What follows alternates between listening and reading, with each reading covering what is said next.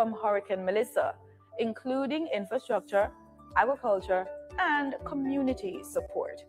The Ministry of Finance and Public Service got the largest share at $567 billion for the new fiscal year, focusing on debt obligations. The Ministry of Education, Skills, Youth and Information is set to receive $199.34 billion for recurrent expenditure and $3.4 billion for capital expenditure. Health and Wellness, $187.3 billion for recurrent and $13.82 billion for capital expenditure. The national security sector should get $123.9 billion for recurrent expenditure and $2.6 billion for capital expenditure. You should know that the budget includes recurrent expenditures for things like salaries and wages. The government is also looking at applying general consumption tax to some sugary drinks. Tax has also been proposed to digital services and intangibles supplied from overseas but consumed in Jamaica. And that's what's on the agenda. It should be noted that elements of the day's agenda can be changed or moved. But before we go, here are a few things you should bear in mind if you plan to attend a session at Gordon House. No visitor shall create any act or disorder within the precincts of the House. No visitor shall be admitted to the House without first obtaining an admission card. Visitors who remain within the precincts of the House during a suspension of the session are asked to keep silent. No photography, videography, or sketching of the proceedings is allowed unless so authorized by the presiding officer. And there should be no smoking inside the Parliamentary building. Now over to the proceedings. Hey, I'm Abijah, the Rootsman. Today, I want to talk to you about something powerful. Peace. Peace isn't just the absence of conflict. It's about kindness, understanding, and respect. It starts with us. Every choice we make can build bridges or burn them. Let's choose peace in our words, our action, and our hearts. Peace begins with you. Together, we can create a brighter and safer future for everyone. Join me. Let's be that change we want to see.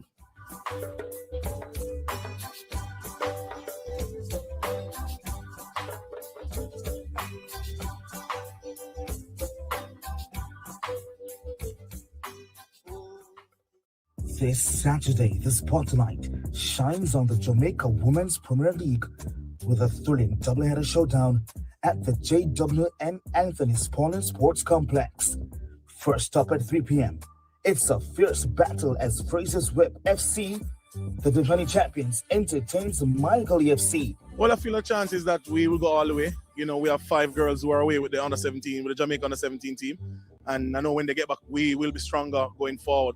Expect intensity, skill, and a fight for crucial points as both teams look to make their mark. And then at 6 p.m., the excitement continues. Can Arnett Gardens FC extend their perfect record when they clash with Cavalier in what promises to be a high-energy showdown under the lights? Well, as you can see now, we are lead the table, we not take nothing for granted. 2 strong teams, one big statement to make. This is the Jamaica Women's Premier League.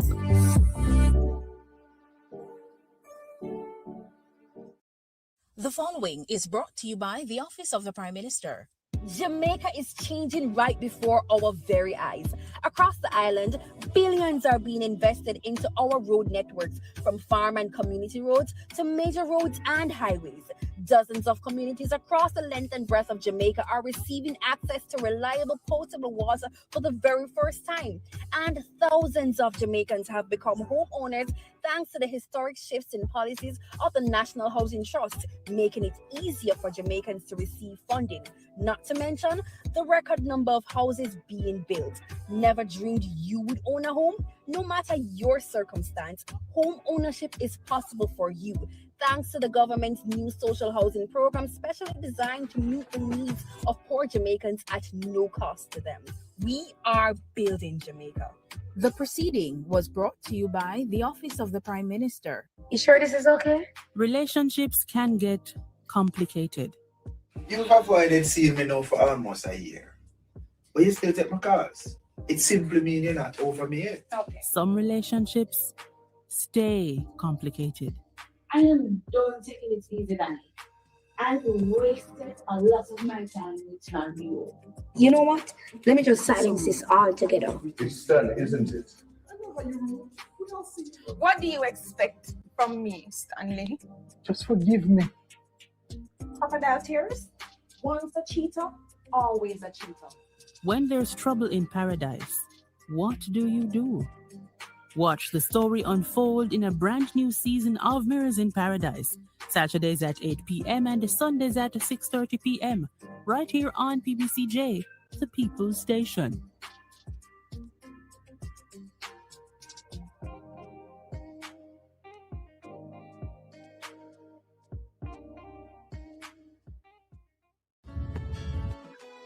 We want a piece for Jamaica. Yeah. Yo, what are you? Oh man, none of that. No, brother, no, man. You see you ever play a dirty game, no, please. It's a bad game. No, I said, place you come from, brother. I want to live good, man. I want to live good, Bridging. No shake on, I want to play a little bad, Bridging. Really have to shake on? Yeah, man, and no badness, Bridging. Just live good, man. Come together, I make the violence done. Peace begins with us. Every act of kindness, every step towards understanding brings us closer to a brighter tomorrow. Let's choose unity, compassion, and hope. Together, we can build a future where peace reigns. Brighter tomorrow starting today.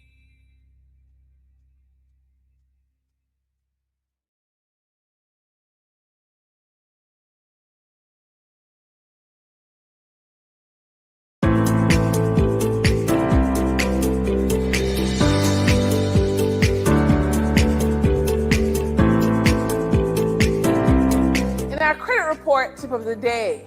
Many professionals experience a disconnect with their credit because they assume their ideas, expertise, and integrity should naturally translate into funding, while banks operate from an entirely different logic centered on risk prediction rather than value creation.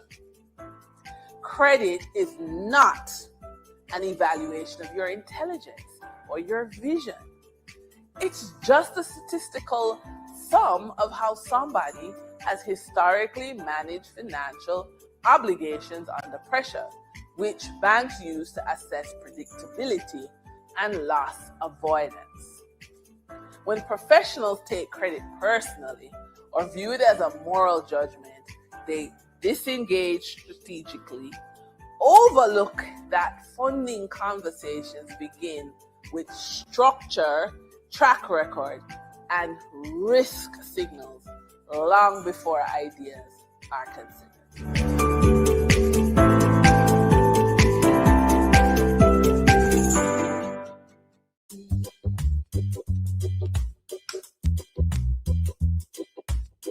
From seed to sale, Jamaica's future grows through innovation. Introducing Export Jamaica, a global market intelligence and compliance gateway that connects your effort with global opportunities and makes international trade easier, safer, and more convenient for Jamaican businesses. Powered by the Jamaica Trade Board Limited, Export Jamaica is designed to position your products competitively and guide you through international trade. Find high-demand international markets. Gain access to trade analytics that guide your business decisions. Identify and engage with potential buyers. Know your costs up front. Trade confidently. And keep your exports safe and secure. Through Export Jamaica, you can discover all there is to know about exporting and grow your business sustainably. From the processing of your goods to packaging and shipping, to seeing your products reach international shelves and enjoyed by customers abroad. Export Jamaica provides the market intelligence and insights behind each step, helping you identify demand, understand export pathways, and unlock financial growth. Say hello to a prosperous future. Visit tradeboard.gov.jm/Export Jamaica to sign up today. Expanding Jamaica's reach, empowering our people. Hey, I'm Abijah, the Roots Man. Today, I want to talk to you about something powerful. Peace. Peace isn't just the absence of conflict. It's about kindness, understanding, and respect.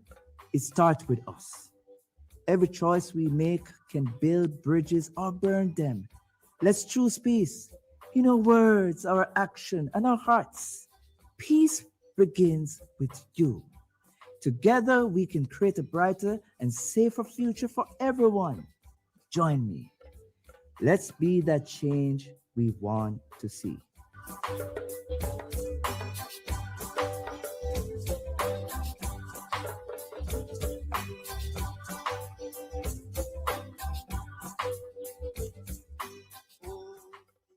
This Saturday, the spotlight shines on the Jamaica Women's Premier League with a thrilling doubleheader showdown at the JWN Anthony's Paulin Sports Complex.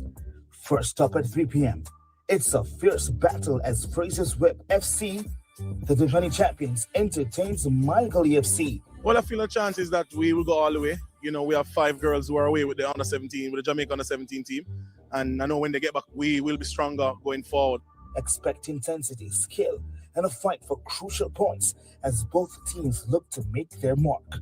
And then at 6 p.m., the excitement continues. Can Arnett Gardens FC extend their perfect record when they clash with Cavalier in what promises to be a high-energy showdown under the lights? Well, as you can see now, we are lead the table, we not take nothing for granted. 2 strong teams, 1 big statement to make. This is the Jamaica Women's Premier League. You sure this is okay? Relationships can get complicated. You've avoided seeing me now for almost a year.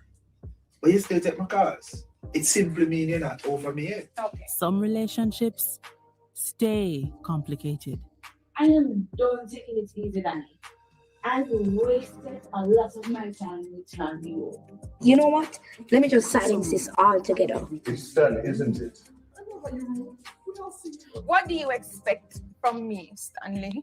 Just forgive me. Crocodile tears?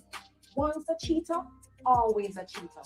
When there's trouble in paradise, what do?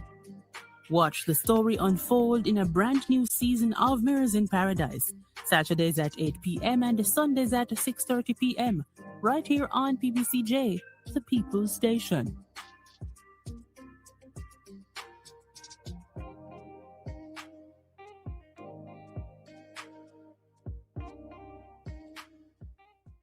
Peace begins with us.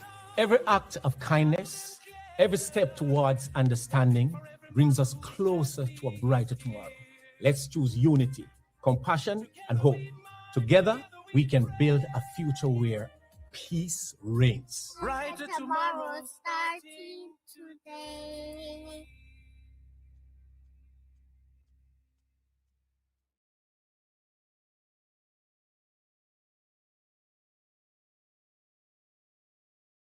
What is the role of a backbencher in government? I'm glad you asked.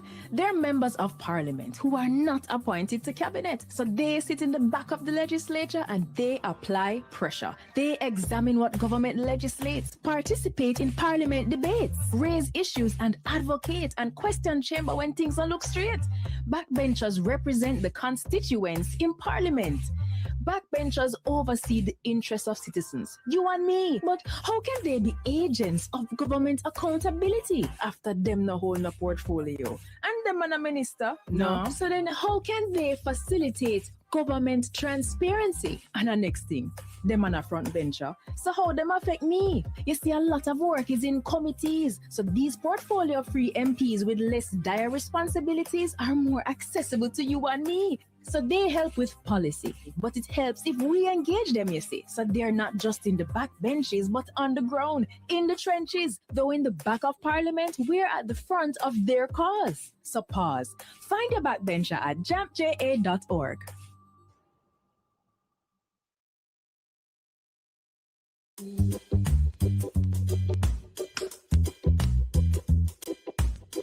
From seed to sale, Jamaica's future grows through innovation. Introducing Export Jamaica, a global market intelligence and compliance gateway that connects your effort with global opportunities and makes international trade easier, safer, and more convenient for Jamaican businesses. Powered by the Jamaica Trade Board Limited, Export Jamaica is designed to position your products competitively and guide you through international trade. Find high-demand international markets. Gain access to trade analytics that guide your business decisions. Identify and engage with potential buyers. Know your costs up front. Trade confidently. And keep your exports safe and secure. Through Export Jamaica, you can discover all there is to know about exporting and grow your business sustainably. From the processing of your goods, to packaging and shipping, to seeing your products reach international shelves and enjoyed by customers abroad, Export Jamaica provides the market intelligence and insights behind each step, helping you identify demand, understand export pathways, and unlock financial growth. Say hello to a prosperous future. Visit tradeboard.gov.jm/Export Jamaica to sign up today. Expanding Jamaica's reach, empowering our people. Hi everyone, here are 5 benefits of being a beneficiary of the Students' Loan Bureau. 1. Benefit from our 99% approval rate. 2. Benefit from our low interest rate, so less burden when you need to repay. 3. Benefit from the fact that we require no collateral when applying. 4. We're giving you more time to focus on your studies while we focus on the financing. No need to worry about repaying while in school. Number 5. Receive a 14 months grace period after your graduation date before you enter repayment. Don't forget to follow us on all SLB platforms for more SLB info. We want a piece for Jamaica. Yeah. Yo, what are you? Oh man, no, that. No, brother, no, man. Mash it back. You see you ever play a dirty game, yeah, but it's a bad game. No, I said, place in the come from, brother. I want to live good, man. I want to live good, brethren. Just shake hands, I can play a little bad, brethren. Really have to shake hands? Yeah, man, and no badness, brethren. Just live good, man. Come together, and make the violence done. Jamaica, let's spread the word around to let the world know that we are proud to be one republic.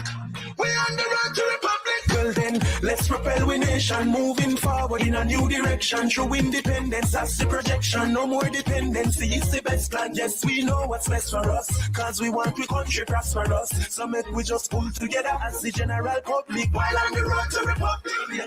Let's spread the word around to let the world know that we are proud to be one republic. We on the road to republic. A message from the Ministry of Legal and Constitutional Affairs. We on the road to republic.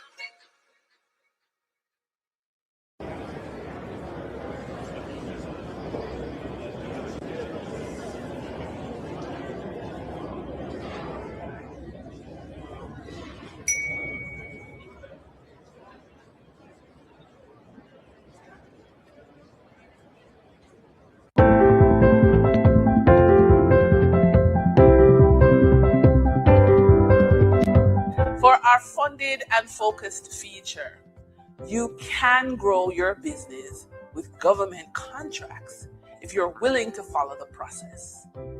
One step on the list of activities to enter into this area of earning is registering for the Government of Jamaica Electronic Procurement System, GOJEP. which is mandatory for high-value contracts. A partially completed profile limits visibility and bidding ability. It is important for business owners to know the steps for creating or updating a GoJEP profile, which includes uploading compliance documents and ensuring the profile accurately reflects operational capacity. A complete profile increases both eligibility and discoverability. As an example, our client Trevon, who owns a solar installation business, created a GoJEP account but left sections incomplete.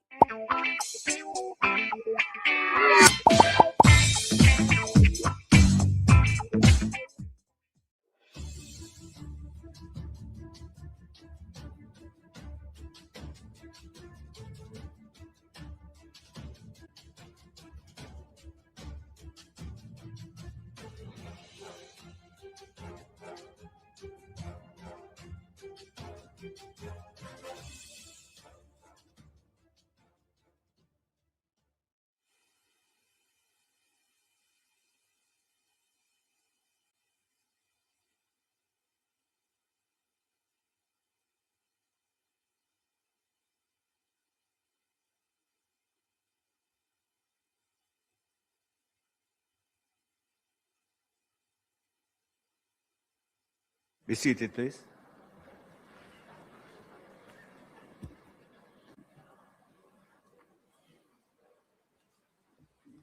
This meeting of the Honorable Senate for March 27, 2026 is called to order. Before we begin the business of the day, I just would like to welcome former minister, former member of parliament. I think he was referred to as the 7-star general on one occasion. I want to welcome Minister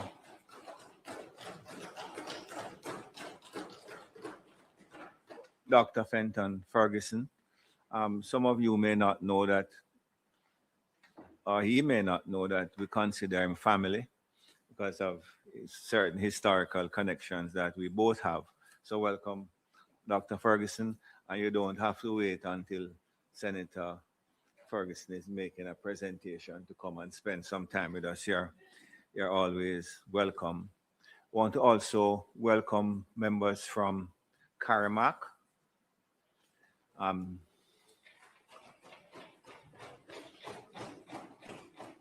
In fact, 23 members from Karamak are here. I suspect they may find the presentations interesting. And they were, in fact, with us at the Standing Orders Committee. So we hope that you get an opportunity to see the functioning of the Senate. And as I indicated earlier, you would have noticed now that we have gone into a formal sitting of the Senate so that the arrangements are more formal and not as informal as the Standing Orders Committee. So welcome to the Parliament and feel free to come and join us on any occasion when you have the time to do so.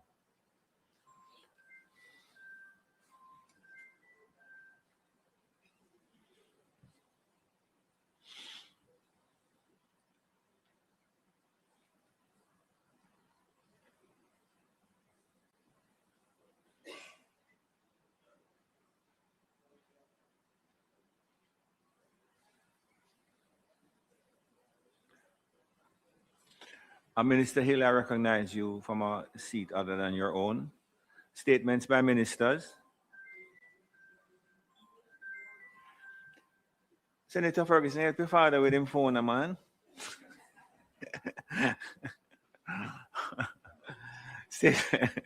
Statements by ministers. Announcements. Laid on the table of the Senate are the following: Annual report and statement of accounts of the Banana Board for the year ended December 31, 2022, and its related ministry paper numbered 18 of 2026 titled Annual report and statement of accounts of the Banana Board for the year ended December 31, 2022.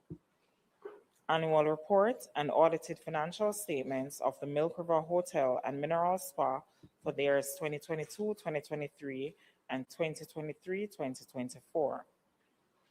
Annual report and audited financial statements of the Culture, Health, Arts, Sports, and Education Chase Fund for the financial year 2024-2025. Annual report and audited financial statements of the National Housing Trust for the year 2024-2025. Annual report and audited financial statements of the Jamaica Special Economic Zone Authority for the year 2019-2020. Annual report and audited financial statements of the Bank of Jamaica for the year 2025. Annual report of the Overseas Examination Commission for the year 2016-2017. Auditor General's Department Assessment of Jamaica's Climate Response dated February 2026. Auditor General's Department Performance Audit Report on Jamaica's progress towards implementation of key climate change adaptation actions and plans dated February 2026. Independent Fiscal Commission's Economic and Fiscal Assessment Report dated February 27, 2026. Integrity Commission's investigation report into concerns that the following officers formerly employed to the Betting, Gaming and Lotteries Commission failed to file their statutory declarations with the Commission for the year 2023 contrary to the law: Mr. Maurice Thompson, Director of Licensing and Registration, and Mr. Floyd Thompson as Senior Inspector. Integrity Commission's investigation report into concerns that the following officers employed to the Administrator General's Department failed to file their statutory declarations with the Commission for the year 2023 contrary to the law: Mr. Paul Simon, a Property Administrator, Mr. Rashane Clark, a Senior Case Officer, and Ms. Antonia Evans, also a Senior Case Officer. Integrity Commission's investigation report into concerns that Ms. Tanisha Adams, an inspector formerly employed to the Early Childhood Commission, failed to file her statutory declaration with the Commission for the year 2023 contrary to the law. Integrity Commission's investigation report into concerns that Ms. Delphorine Gordon, an investigator formerly employed to the Betting, Gaming and Lotteries Commission, failed to file her statutory declaration with the Commission for the year 2023 contrary to the law and its indicative ruling. The Shipping Prevention of Garbage Pollution Regulations 2026 and its resolution under the Shipping Act. The Civil Service Establishment General Order 2026 and its resolution, Parts 1 and 2, under the Civil Service Establishment Act. The Auditor General's Department Appropriation Accounts under Head 17000 for the Ministry of Tourism for the year ending 2023-2024. Report of the Standing Finance Committee of the whole House of Representatives, consisting of all members of the House, on 1. The estimates of expenditure 2026-2027 for the financial year ending March 31, 2027. The Jamaica Public Bodies estimates of revenue and expenditure for the year ending March 2027. 3. The tax expenditure statement 2026. 4. The Jamaica Mortgage Bank estimates of revenue and expenditure for the year ending March 2027. 5. The Government of Jamaica Medium-Term Debt Management Strategy for the financial year 2026-2027 to the financial year 2029-2030. 6. The Public Sector Consolidated Estimates of Expenditure 2026-2027. 7. The Revenue Estimates 2026-2027. And 8. The Government of Jamaica Fiscal Policy Paper for the financial year 2026-2027. Annual report of the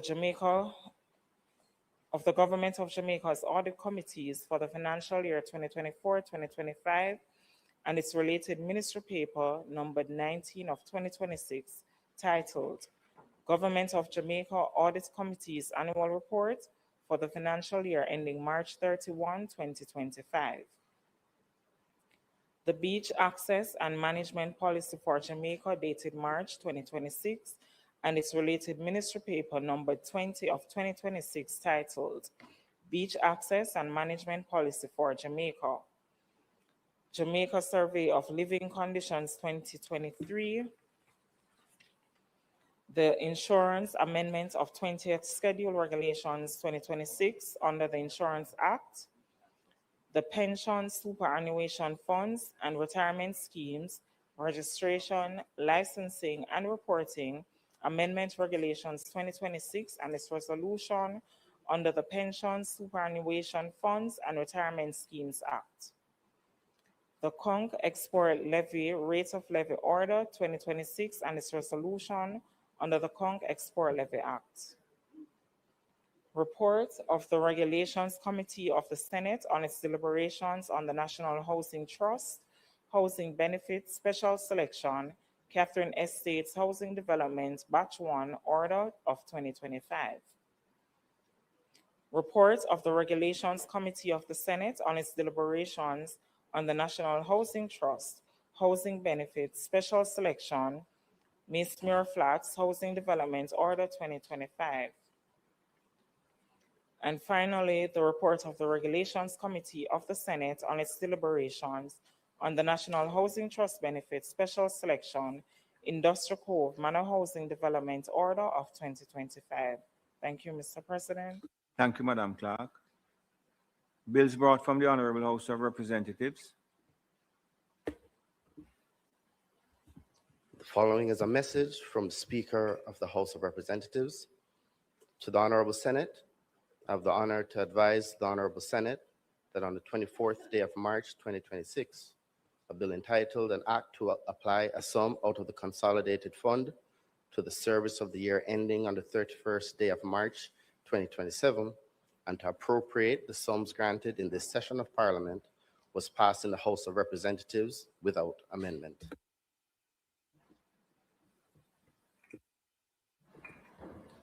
Minister, I'm recognizing you from a seat other than your own. Thank you, Mr. President. I rise to signify my willingness to take charge of the bill just read.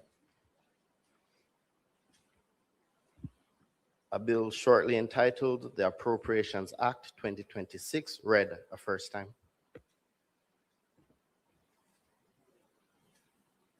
Mr. President, I beg to give notice of second reading of the bill.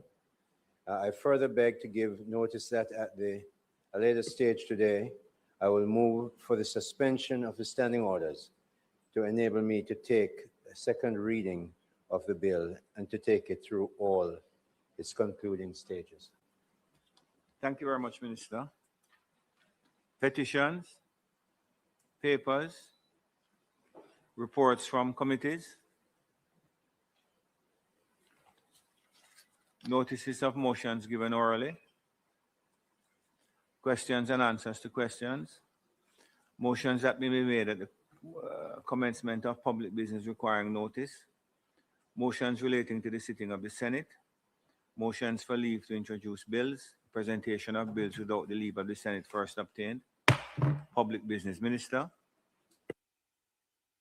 Mr. President, I now move for the suspension of the standing orders to enable me to take second reading of the bill entitled An Act to Apply Sum out of the Consolidated Fund, the service of the year ending on the 31st day of March 2027, and to appropriate the sums granted in this session of Parliament and to take it through all its concluding stages.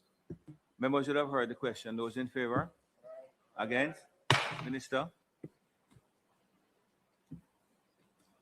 And just before the minister begins his presentation, I have spoken to both leaders in relation to the management of this debate, which has the potential of keeping us here for some considerable time.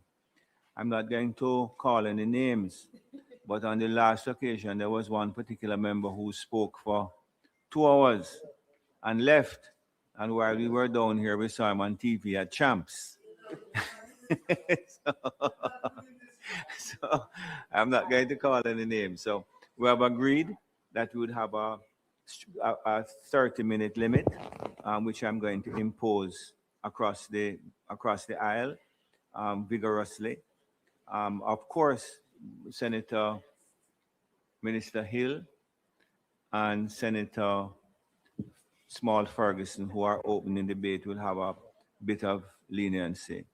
But other than that, I'm going to enforce the requirement of the 30 minutes. And following discussions with the clerk, I'm going to take a break in or around 1:30 for 45 minutes to allow members to refresh themselves, and specifically the members of the clerk's office to do so. And finally, before we get into the debate, I'm informed that a number of persons from the Ministry of Finance are coming here. Technocrats are coming here today. They are coming on short order. So a number of them are not going to be appropriately attired because it's Jeans Day at the ministry, apparently. So I'm going to waive whatever usual strictures we have with respect to dress so that they can attend the session. Minister? From the where? No, we have plenty of people from Carmack, so they don't need to come here.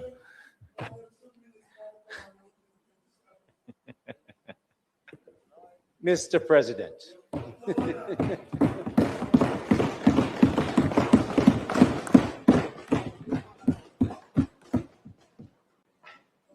We've had the time, of course, to look at the bill. Minister of Finance presented the bill and we have it in writing. But Mr. President, I have a few considerations I want to share before we get to the vote. On February 25th, 2026, Prime Minister, the Most Honorable Andrew Holness, for 10 consecutive years, has led the government of Jamaica.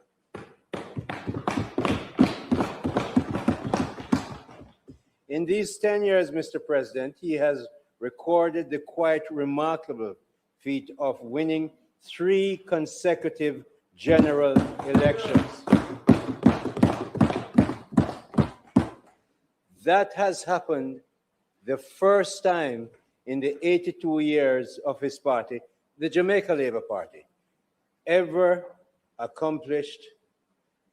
It's the first time the Jamaica Labour Party has ever accomplished that lofty and historical goal, Mr. President.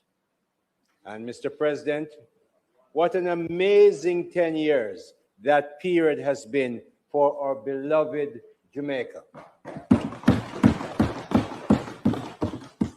So, Mr. President, as we promised in early 2016, the moment Prime Minister Holness took the reins of government after the February 25, 2016 general elections, the PAYE tax reform, and I know you sitting in the chair, Mr. President, understands that very well, given your day-to-day job. The PAYE tax-exempt threshold was raised from $592,800 to $1.5 million. That is the famous 1.5, Mr. President. Be quiet for a minute. Promise kept, and we kept on keeping that commitment up to 1.7 before the budget, and in the budget, the Most Honorable Andrew Holness raised it to 1.7, and we're going higher and higher in his budget speech. It's a benefit that keeps on blessing, Mr. President, every worker, every day, Mr. President. Mr. President, in the 5 years between April 16 and 2021 and March 26, 2026, the Jamaican dollar has lost, listen carefully, my friends, the Jamaican dollar has lost in that 5-year period 4.6% of its value. That's an annual average depreciation of just 0.92%, less than 1% per average per year in the last 5 years. That, Mr. President, coming from a place when we took government, if a breeze blow across Barbados, the dollar start wrangling all over the place, not under Andrew Holness administration. Good government.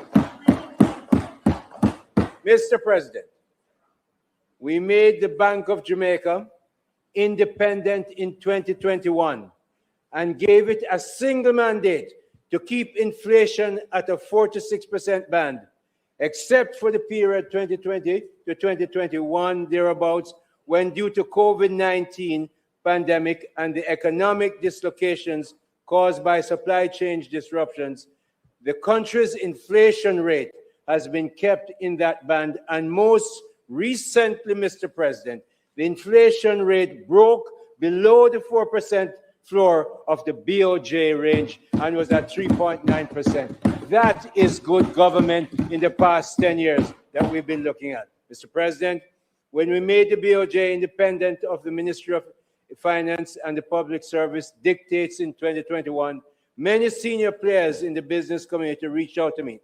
I banked them, I know them. And I'm so sure many were so convinced, expressing fear, deep concern that the Jamaican dollar will slide in a free fall now that the BOJ's main focus would not be managing the dollar. I assure them that their fear would not materialize, and it did not. And as the figures given above that I just mentioned about devaluation prove, it did not happen. Mr. President, another wonderful piece of the national fabric that the Most Honorable Dr. Holness and his team built in the last 10 years is the rise and rise and rise again in the net international reserve over the period. Mr. President, just because I know what you do in your day job, you know what I did in my day job, I just couldn't get over looking at those numbers. In 2015, when we came to power, the net international reserve was $2.437 billion. 2 billion, less than 2.5 billion. By 2016, 1 year, no, Mr. President, 1 year, we raised it to 2.7 billion. By 2017, 1 more year, we raised it to 3.2. We just go to 2021, right after the pandemic. You know what we raised it to? $4 billion, over $4 billion. In 2023, we raised it to 4.758 billion. In 2025, Mr. President, we lifted it to 6.29 billion, and in 2026, it's now at $6.8 billion. Over 36 weeks of buying goods for the country, when the normal requirement is 12 weeks. Mr. President, that is good economic management during the 10 years that Andrew Holness has run this government. This is a very great part of a solid foundation the Andrew Holness administration built to underpin and strengthen the Jamaican dollar. You hear the Minister of Finance spoke about it. Even people who are buying under the de minimis arrangements now find it comfortable because they know what the dollar is. You look at what has happened. In fact, in the last few months, Senator Small Sterling and Senator Anderson will tell you, Ferguson. But yeah, man, I can't call him by his first name here, so that's how I'm used to calling him. But they know that the Jamaican dollar has been such a great thing for investment and for people who want to invest in the country. It's something I sell when I take my trade missions around. I sell that. I sell an independent central bank. I sell an independent judiciary. And I sell a democracy that can allow a prime minister to win 3 times and no question. And when he won the first time, the evening that he won, the next morning he was in Jamaica House. And that's how we do our business in this country. That's a great selling point to people who want to invest in Jamaica. So, Mr. President, through pandemic, through storms, through supply chain disruptions, and ongoing wars, the Jamaican dollar has remained strong, bolstered by our powerful and growing net international reserves. Another clear signal of the disciplined and the positive long-term economic strategy that the Holness administration has crafted and executed with such effectiveness. No question at all that this government has performed, Mr. President. We have resisted the unthinking calls by PNP leaders across the line to use the NIR to spend profligately and even to go out and borrow recklessly. We watch your behavior, not what you say. Recklessly, we will continue to resist those calls, remembering where their profligacy led this country when they were in power. The Independent Bank of Jamaica, Mr. President, and a strong NIR position are really outstanding pillars and position of the Holness administration. Mr. President, earlier this week, Tuesday to be exact, our learned Minister of Finance gave a master class on the principles that underpin the establishment of the Independent Bank of Jamaica and how it works to correct the wayward and apparently really misunderstood leader of the opposition and his spokesman on finance. It was a joy, Mr. President, to listen to the former Minister of Education, now Minister of Finance, the Honorable Favour Williams herself, a graduate of Harvard University with an economics degree and a graduate of Wharton School with an MBA, and she has a CFA. And just in case you don't know what it is, Minister Small Ferguson can tell you how much work you have to do to get a CFA. Tell the truth, Senator, just tell them for me, because it's a lot of work. It's just a lot of work. So I'm saying when they came up and stand up and say, oh, we can squeeze $70-odd billion to fund the budget, the Honorable Minister of Finance just calmly stood and said, then if you can squeeze that, why would you need to borrow? Why would you need to borrow? And you know it's true. No? You know it's true. You know it's true. Mr. President, when we made the BOJ independent in 2021, we gave them one mandate that made them responsible to manage and keep inflation within the 4 to 6% policy range. The Federal Reserve in Washington has two. They must look after unemployment and they must look after inflation. The Andrew Holness administration made itself responsible for unemployment. We came to power in early 2016, managing unemployment to a low, manageable level today. Unemployment was 13.3% in January of 2016, Mr. President. Today, Mr. President, the unemployment rate is at the lowest level in the history of independent Jamaica. It is at the astonishingly historically low rate of 3.3%, another marvelously positive economic and social turnaround in the 10-year period of the Holness administration. That brief synopsis I've given you, Mr. President. In 2015, murders in Jamaica, I couldn't sit down without talking about this, amounted to 1,209. Last year, Mr. President, the murder rate fell to 673. That figure is 44.3% lower than the 215 numbers and is 41% lower than the 2024 figure. The reduction in our crime statistics followed those of the significant drop in the murder rate, and they keep falling in 2026, Mr. President. Mr. President, the Deputy Prime Minister and Minister of National Security, Dr. Horace Chang, the head of the Jamaica Constabulary Force, Dr. Kevin Blake, and Chief of Staff of the Jamaica Defense Force, Admiral Antoinette Wins Gorman, all must take a huge bow for the reduction of crime in Jamaica. However, Mr. President, the biggest kudos for this national crime reduction success must go to the Most Honorable Andrew Holness, who as Prime Minister and the Chair of the National Security Council is also the Minister of Defense and the Strategic Director and enabler of the security forces to reduce criminal gangs and murders in our country. Mr. President, the Prime Minister, Dr. Andrew Michael Holness, has created and done a marvelous job, because the truth is, I remember so many times in cabinet and in public speeches, he said, we must get hold of those gangs and we're going to give the forces the necessary ammunition to do it. And Mr. President, because we run the economy so well, there was fiscal space that the Prime Minister and the Minister of Finance could use to make this a reality. But Mr. President, all those achievements during the last 10 years of the Andrew Holness administration,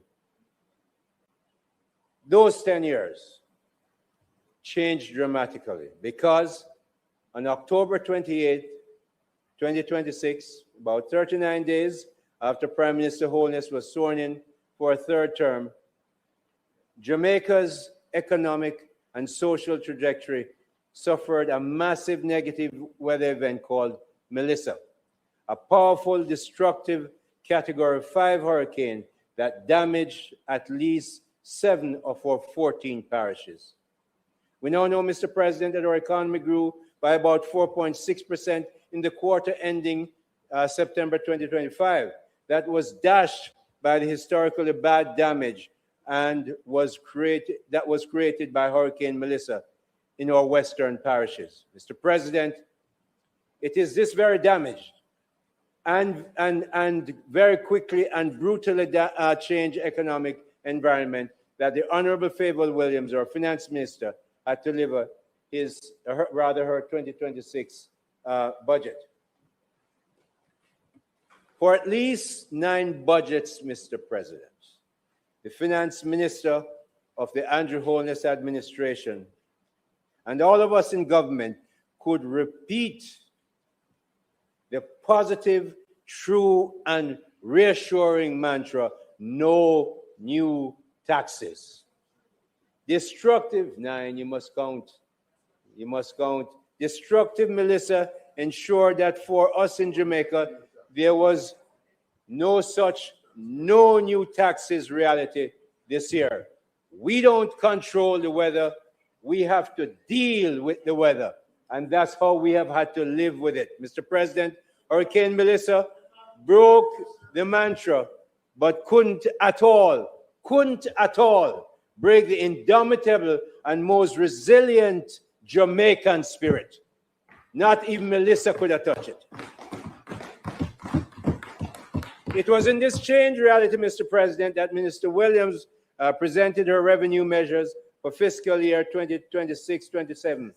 She exercised the option for the first time to present the revenue measures early along with the estimates of expenditures, indeed a full month before the budget debate. This was the first time that proposed tax measures were presented with the estimates of expenditure. We were confident enough, and she was able enough to make that stick. And there was, Mr. President, on February 12, 2023, Minister Williams, in her elegant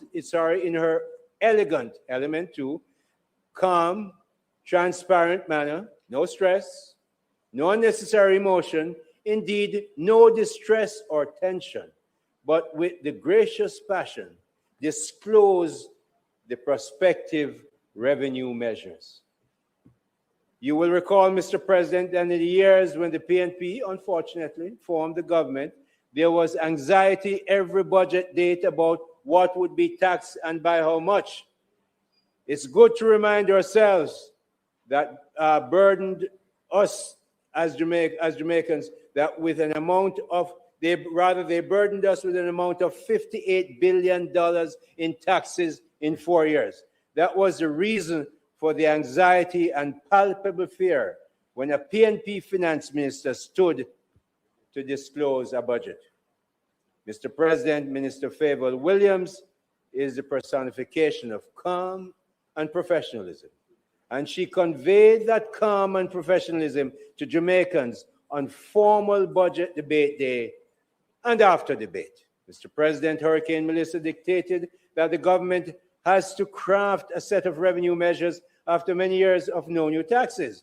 They have been assessed and discussed, those taxes, and the Senate will bear more debate on the unavailable tax measures as we go through today. Today, Mr. President, I will place some focus on the economic growth, productivity, and the government wage bill very quickly. The Prime Minister's establishment of the National Reconstruction and Resilience Authority, NARA, is to ensure that we spend our capital budgets efficiently, effectively, and speedily. Those expenditures will be done through engineering, procurement, and construction EPC contracts by big construction firms with appropriate capacities and capabilities will enable the funds to be deployed in the marketplace.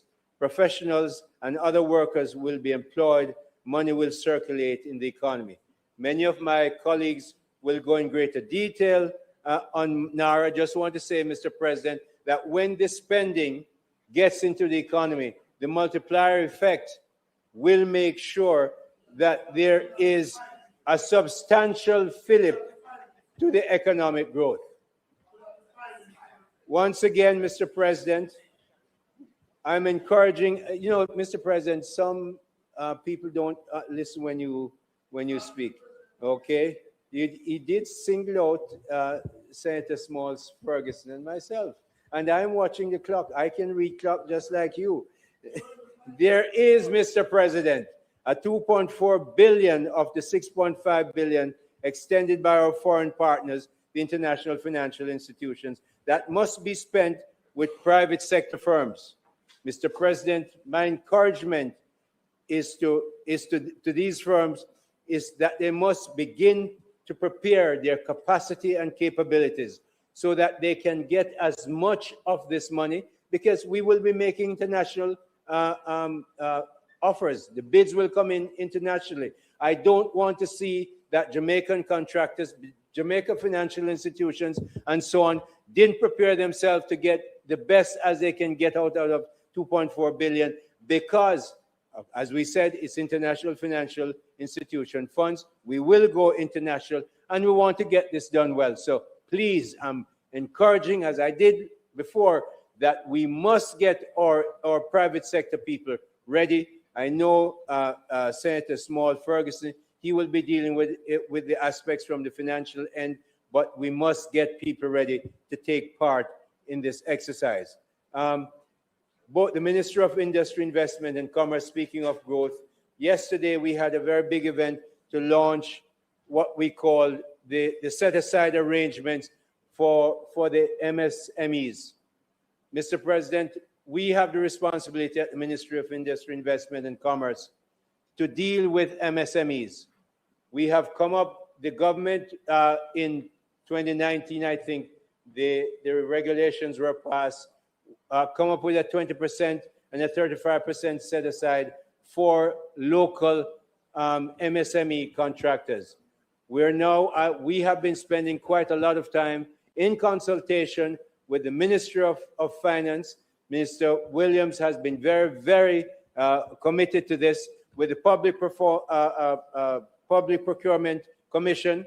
We had a meeting yesterday of hundreds of MSMEs at the Exim Bank, making it clear how we at the Ministry of Industry, Investment and Commerce, for instance, will be hand-holding a great deal of these MSMEs in the road shows, in the kind of road shows we've had for export, whereas the Ministry of Finance and Public Service and the Public Procurement Commission will be making sure that the proposals we send to them and the ones that we put together will become something that will allow them to use this facility much more easily, because while we have let out in the last 3 years about 1.15 billion Jamaican dollars through the MSMEs, there's a lot more space for this to go out. Let me give you an example. Our capital budget for both goods and services is about 187.5 or 6 billion dollars. 40% of that, 20% of that, which is what you're looking at, would be about 36, 37 or so billion Jamaican dollars. So when they're taking only 1.15 billion, you see how much more is there. Now, if we could get them to take 10% of the 20%, you see how much better it would be, or 20%. So we need to get them going up. We're going to spend the time and the money and the learning through the Jamaica Business Development Corporation and other of our agencies to make sure they get the benefit to help us grow the economy. So the set-aside order of 20% and the domestic margin preference order, which is 35%, we're going to make sure those are operationalized. And both Minister Williams and myself are very committed to make it work, because growth is such an important issue. Mr. President, productivity and salaries. You're the Prime Minister. Raise the productivity. He has been talking about it. I myself, in my public discussions, have talked about productivity. And the Prime Minister linked productivity with salaries and economic growth. So it was very clear in his mind that you can't keep getting salary increase if you work in a private organization and productivity is not growing, because you're not going to make as much profit to pay it. Well, if that happens in the government sector, what you do is that you will have a costly, no man, it's right in my spirit. You don't understand the brain AI power I have in the brain. Lord, Senator, leave me alone. So, Mr. President, when you look at that, if you continue to increase salaries and not getting productivity, you're not going to get profits in the private sector. You're not going to get growth in the government sector. You're going to have a costly and maybe underemployed workforce in either place. So my request, that since this has to start now, we can't wait. Prime Minister has made it clear he's talked to his ministers to make sure that we look at productivity, and our PSs have been given the message, how do we get productivity? But I'm going to request right now, Mr. President, that I suggest to the private sector organizations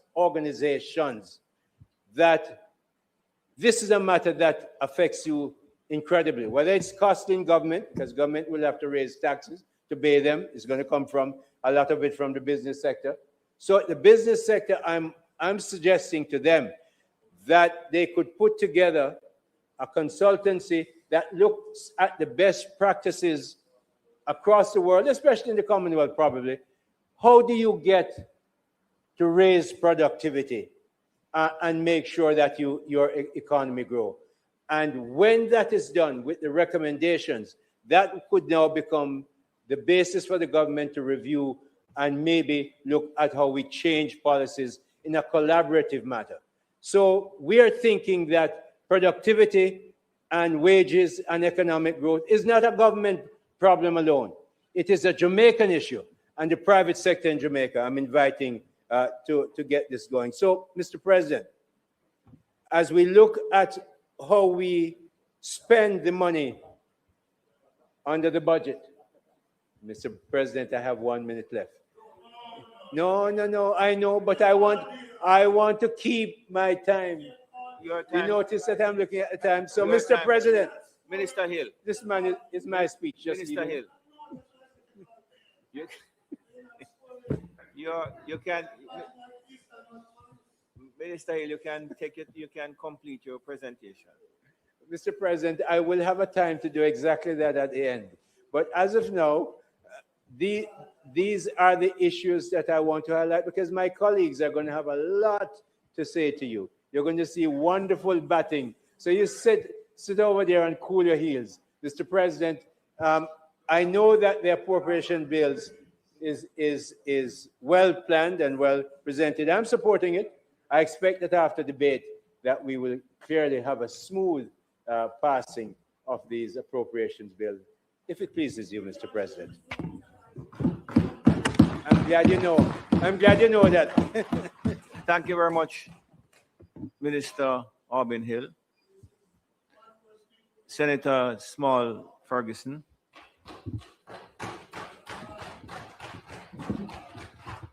Why you can't talk, man?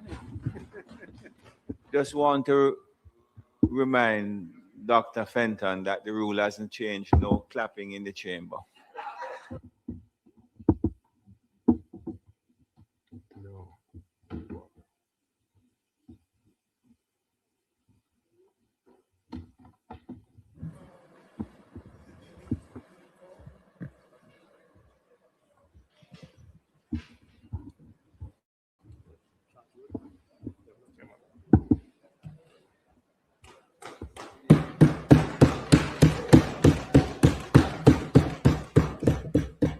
Mr. President, I'm honored today to rise to make my contribution to the debate on Jamaica's finances.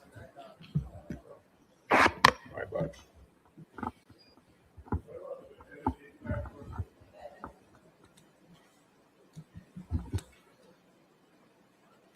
Don't seem to be on. All right, great. I'll pick it up.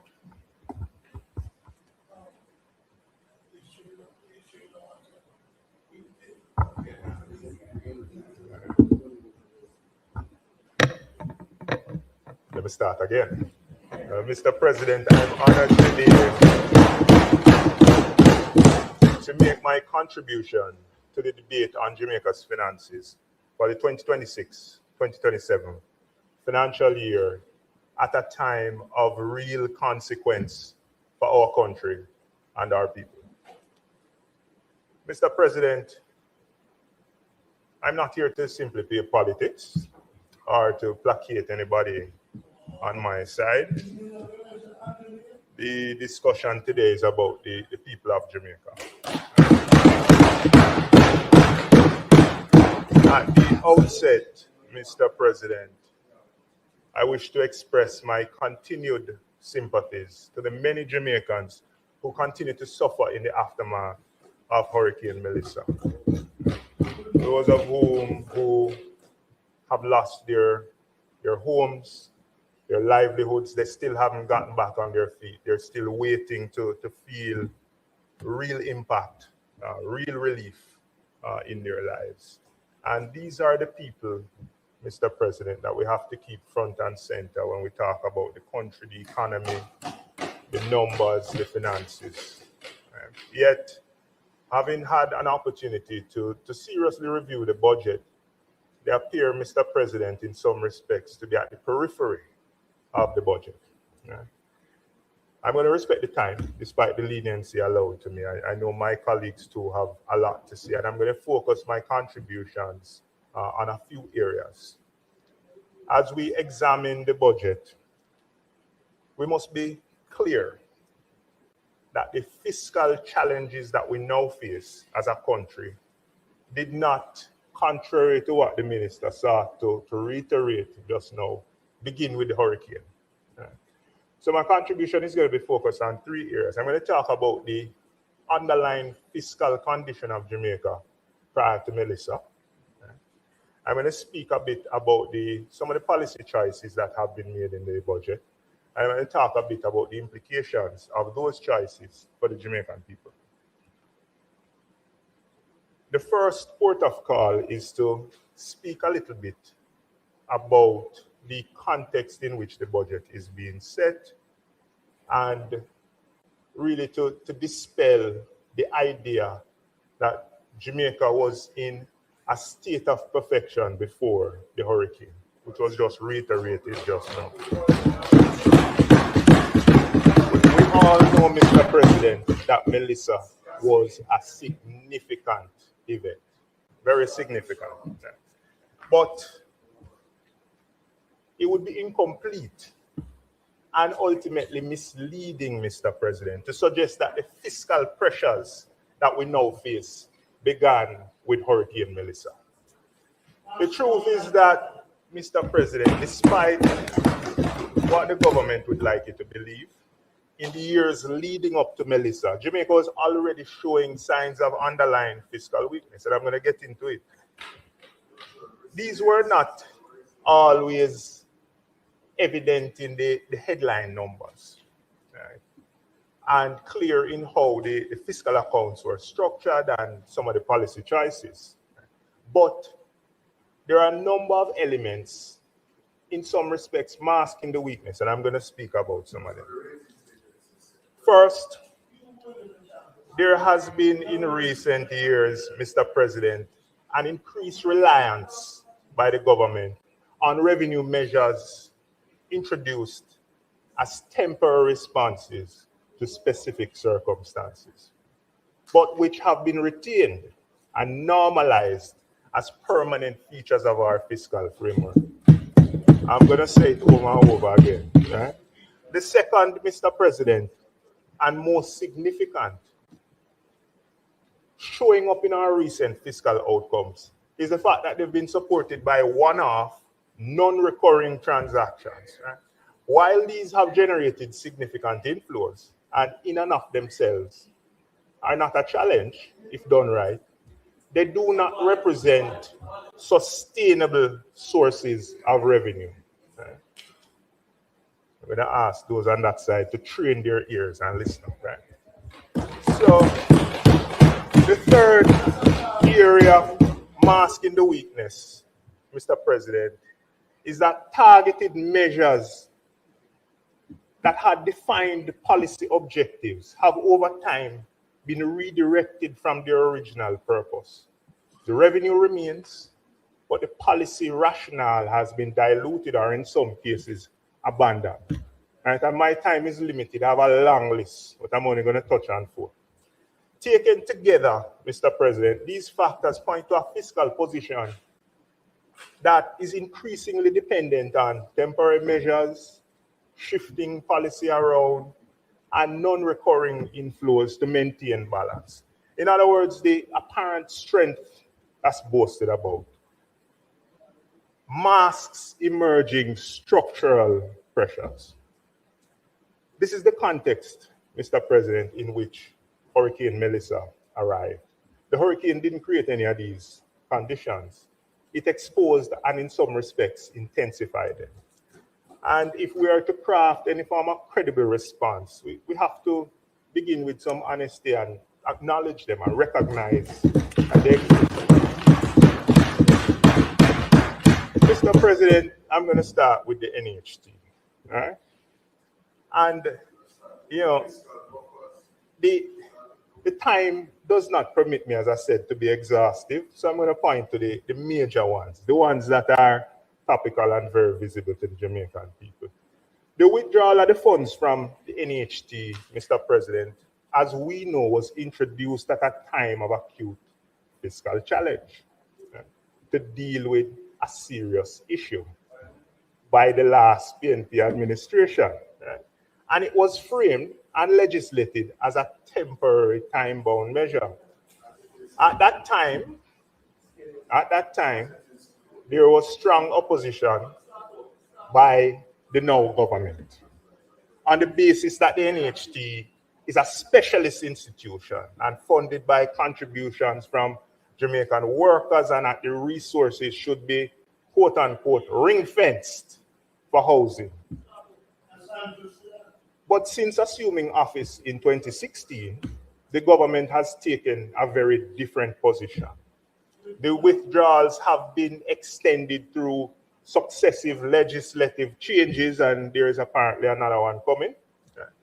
And $11.4 billion continues to be extracted annually. The government's current position on the NHT has shifted away from it being a golden egg that should be protected towards it now being sufficiently capitalized, right? And that the only constraint surrounding it is housing delivery, right? And supply, not funding. So in other words, it's in a good state. So 11.4 billion will do nothing to it.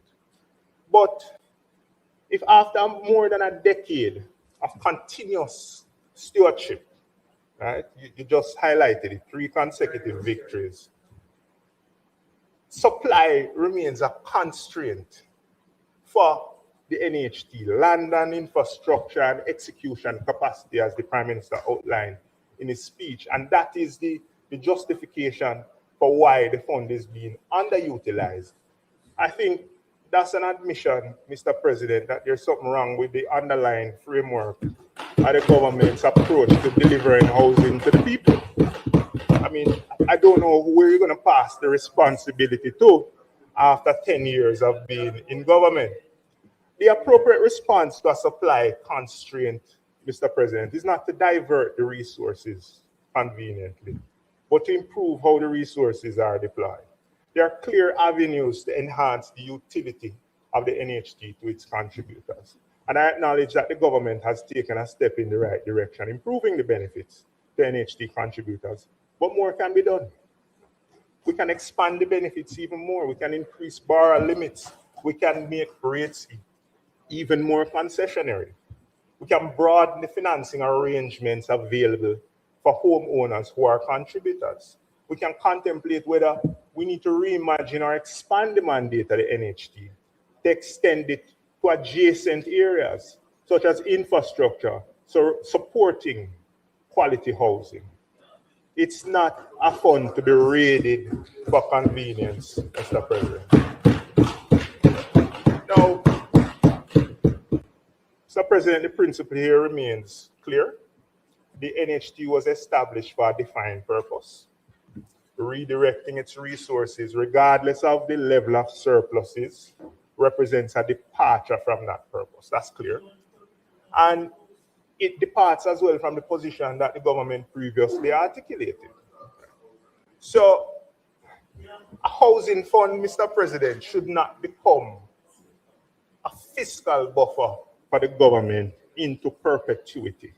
That's not good policy. Yet, this is what is seemingly occurring. The temporary measure has been embedded as permanent support to hold up the fiscal accounts.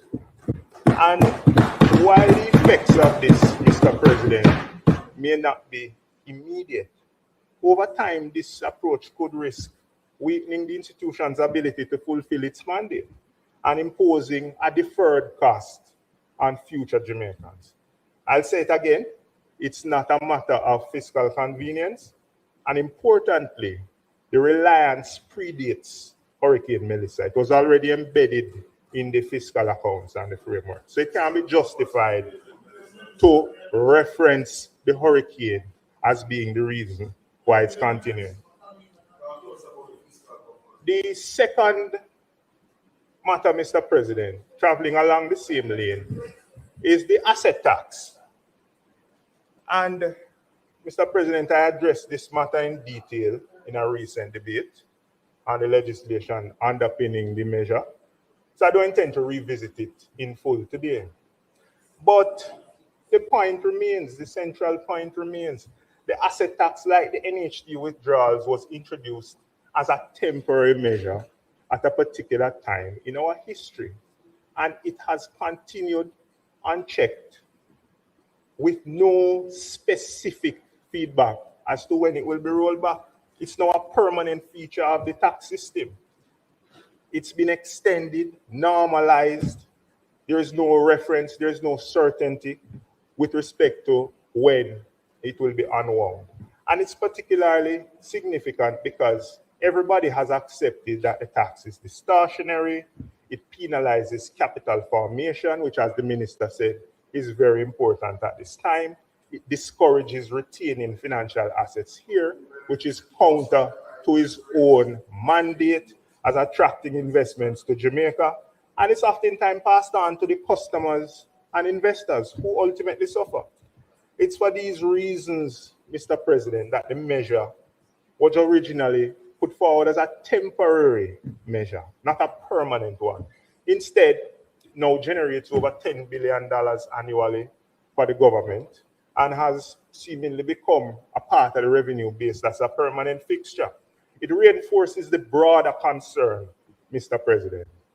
And I'll say it again, when temporary measures become permanent and they're retained beyond their lifespan, they're no longer emergency tools. And there's a credibility price that is paid under those circumstances. So in other words, when the fiscal framework is relying on measures that were never designed to be permanent, is the fiscal framework really sustainable to begin with? And again, this one predates Melissa. So I don't want to hear that it's because of Melissa that it's in place. The next example that I'll go to, Mr. President, is one-offs. Right? And the most prominent among them in the previous 2 financial years were the securitizations of the revenues emanating from the concession agreements from both the Norman Manley International Airport and the Montego Bay International Airport. Mr. President, these are non-recurring transactions. Right?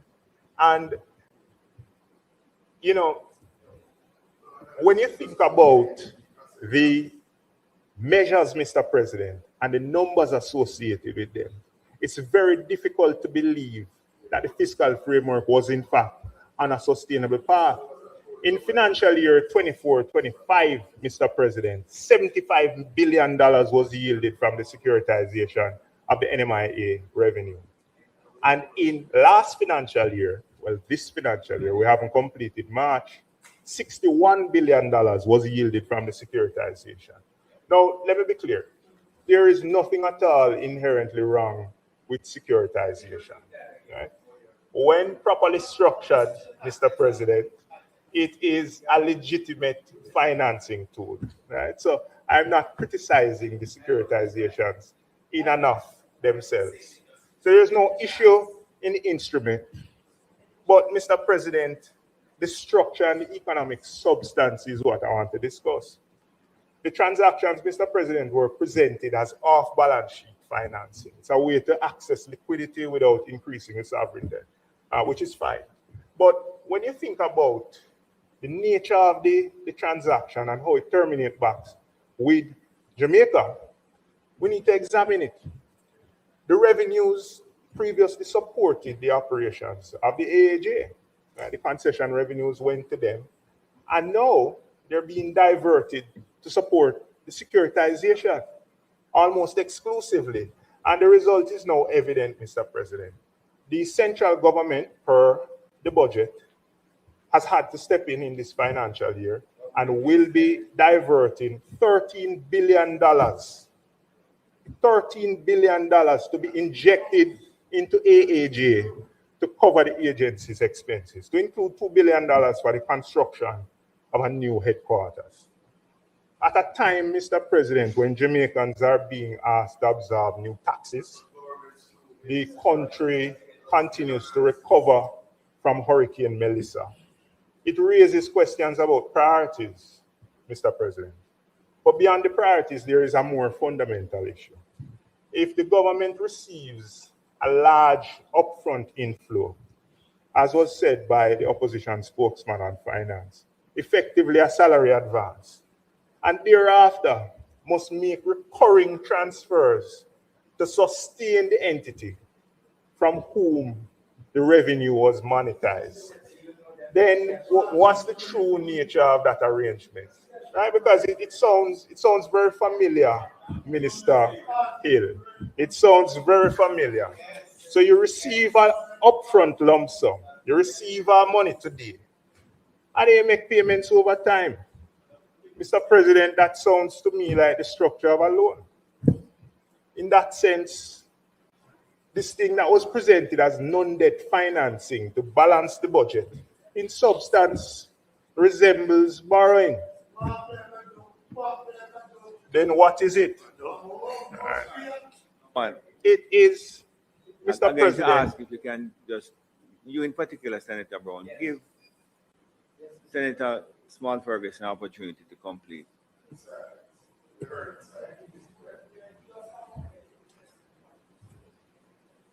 Mr. President, I'll continue.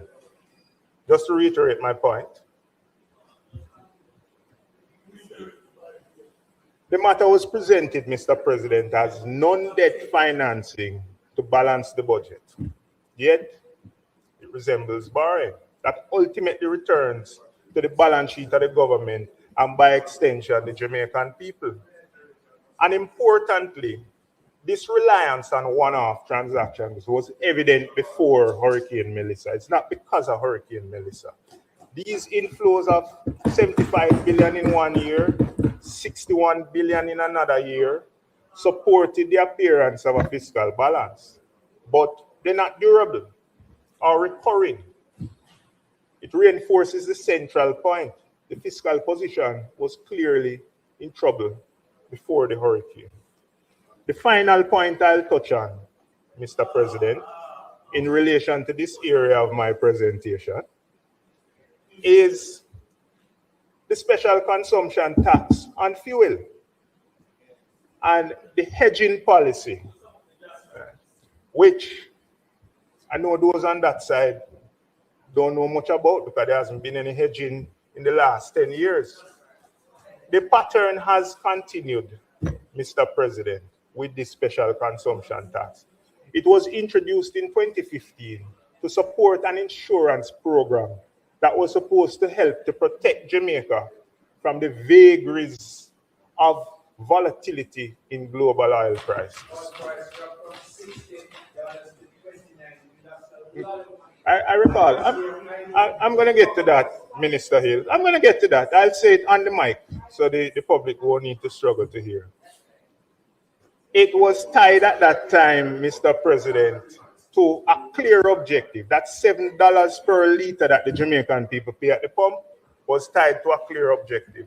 And it was implemented following wholesome consultation, the same consultation that the minister just suggested with the private sector. And the objective was to reduce our exposure to oil. At that time, it was rational, it was necessary. Oil continues to be one of our major expenses, both directly and indirectly. And our reliance on it represents the most significant, in my view, source of shock for our people. The intent was straightforward, to create a form of financial protection, an insurance mechanism to mitigate the impact of adverse oil price movements on the fiscal accounts of the Jamaican people. The rationale, Mr. President, was widely understood and supported. As the PSOJ said at the time, in 2016, the cost of $20 million, which was the cost at the time to mitigate a potential $200 million risk, like insurance, makes good business sense. So you can support insurance when it comes to disaster preparedness, but you don't support insurance when it comes to our single largest exposure. So let's not pretend like we don't understand the concept of insurance. You pay the insurance for the disaster preparedness, there is no storm, you don't complain. So if you pay the premium and oil prices move in your favor, why are you going to complain? The policy was sound, Mr. President. The only failure of the policy was that it was abandoned. And in more recent years, this government, Mr. President, has justified retaining the tax on the basis of fiscal flexibility and the ability to provide targeted relief. The former Minister of Finance, Dr. Nigel Clark, in the 2022-2023 budget debate, when gas prices and oil prices were moving in a similar direction to which they are today, indicated that the government needed to exercise discretionary interventions rather than a structured hedging framework. And that, Mr. President, is not sufficient. It does not address the central issue. The tax was introduced for a specific purpose, to fund a sustained program to protect Jamaicans from oil price volatility. Instead, the proceeds have been absorbed into general revenues, and the underlying framework has not been maintained. In effect, we've moved from structured protection to reactive intervention. The reality is that the tax is easy to collect and it yields significant revenue.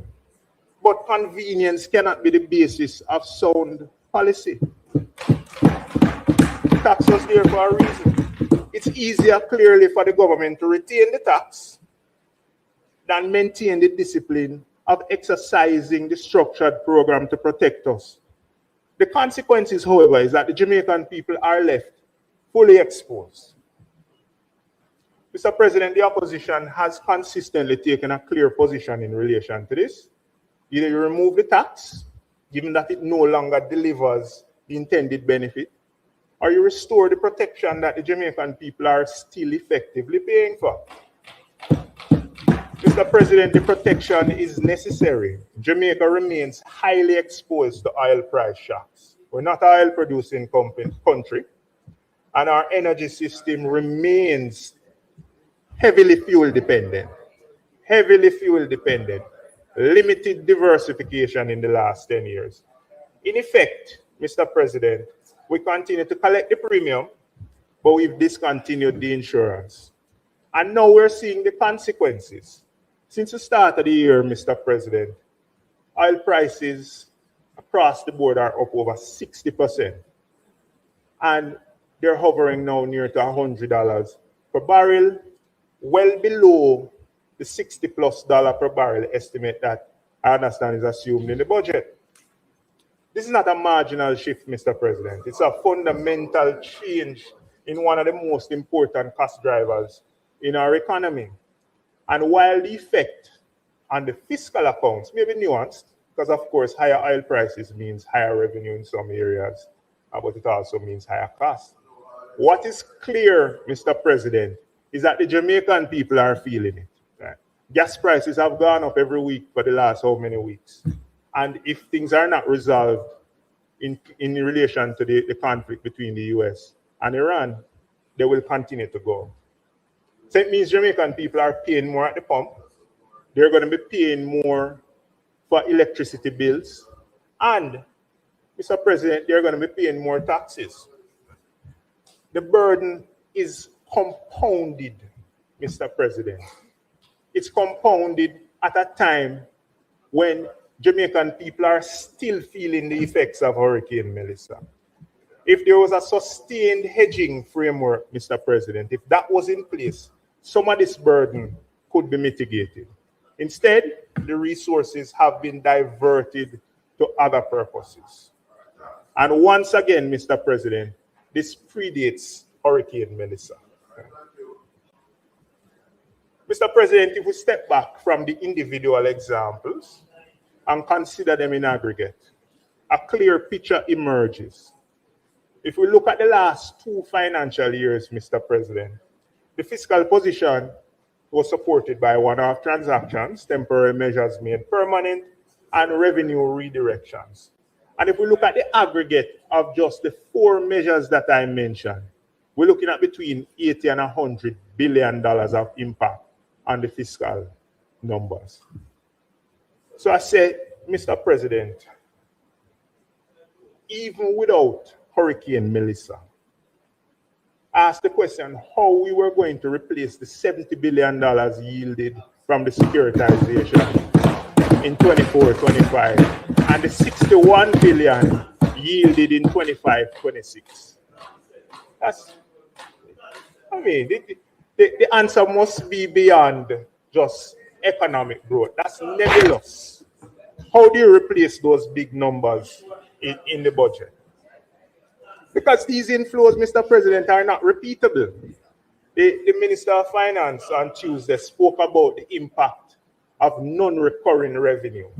And I say, how do we plug this non-recurring revenue?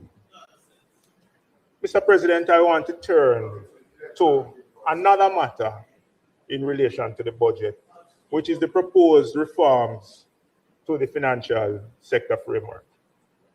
Mr. President, let me say from the outset that we welcome these reforms. For several years, stakeholders across the financial services sector, securities dealers, pension funds, insurance companies, other institutional investors have advocated for modernization of the regulatory framework to better facilitate capital formation and investment. Mr. President, I myself have been at the forefront of that advocacy, having led the Jamaica Securities Dealers Association for the last 3 years. Mr. President, many of the measures now being contemplated are consistent with the positions advanced by the sector during that time. So it's not a new conversation. In my contribution to the debate regarding the suspension of the fiscal rules in December, I noted that Jamaica already has a significant pool of capital at home, yet their ability to support large-scale development remains constrained, limiting how capital can be deployed and trapping resources that could otherwise be mobilized for productive use. And further, I indicated that we cannot expect a modern, resilient economy to emerge if our own rules restrain capital from participating in the very growth we seek to generate. So it's encouraging to see elements of those recommendations now reflected in the government's policy direction. But recognition of the opportunity is only the first step. So the real question, Mr. President, is whether the enabling environment will be created to translate these reforms to meaningful investment and economic growth. Because capital does not simply move because you adjust the limits. Right? Capital moves when there are credible opportunities. Money goes where it is comfortable. When there are good projects, well-structured, properly risk-managed, and capable of delivering sustainable returns, Mr. President. If the intention is to mobilize domestic capital at scale, then we need to ensure a few things are in place. The projects that are seeking to attract the capital must be commercially viable. The risk management associated with them, the accountability must be clear. The timelines for delivery must be credible. And the execution has to be disciplined, Mr. President. Because the experience of investors has not always reflected those conditions in dealing with the government. Let's face it, we have seen delays, cost overruns, and uncertainty in relation to government-led projects. Right? This is just the truth. Right?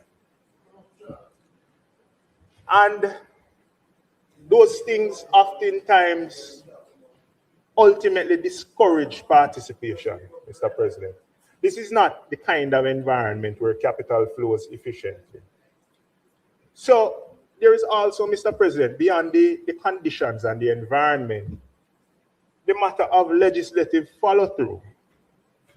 Announcements, Mr. President, need to be matched with timely implementation if these reforms are to have any real effect. And that's our job, to ensure that the legislation works. Right? And I know that there are several pieces of legislation that have been sitting on the bench for a while. I hope that the legislation underpinning these reforms do not join them. Mr. President, the opportunity here is significant, but unlocking the potential requires more than policy announcements. That's just the first step. We need more, we need action. Mr. President, I want to close to the final substantive, move to the final substantive section of my presentation.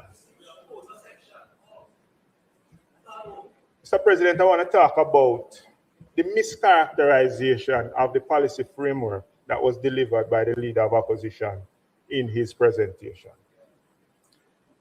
Mr. President, in her closing, the minister sought to group all the initiatives that were presented by the Leader of the Opposition together and present them as though they were intended to be implemented and funded in a single financial year.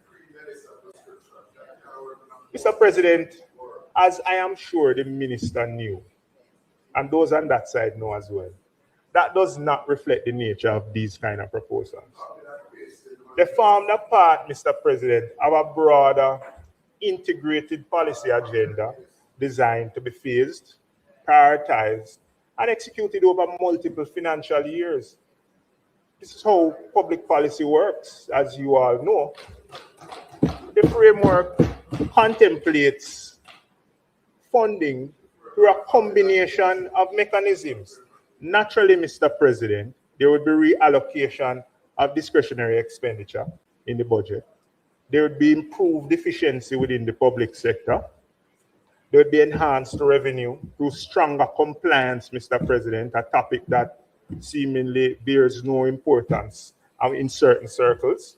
And where appropriate, Mr. President, targeted and sustainable external financing over time to compress them together into a single year scenario and then draw conclusions about the impact on debt, Mr. President, is not reasonable. And I'm being kind when I say it's not reasonable.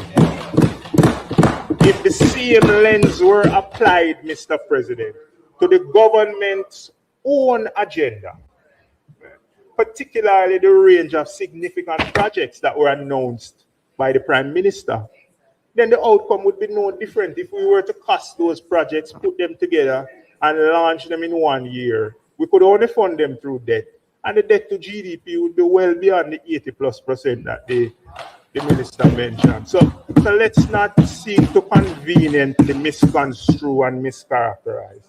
The policies put forward by the leader of the opposition were grounded, Mr. President, in the ethos of our party. The opportunity to create a pathway for all through social justice. They were intended, Mr. President, to expand access to housing, economic participation, to upward mobility in a structured and sustainable way over time. Mr. President, this is not a one-year fiscal exercise. It's a deliberate effort to build an economy that works better for the people of Jamaica. And that's the kind of alternative that needs to be presented in a scenario like this by an opposition. It's therefore important that these proposals be taken in that context. Mr. President, in closing this contribution,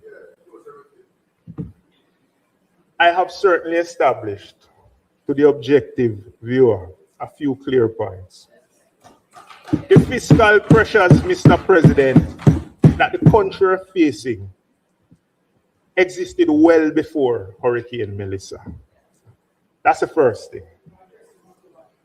Secondly, Mr. President, the burden that is now being placed on the Jamaican people through rising costs and new taxes is occurring in the context of that fiscal position.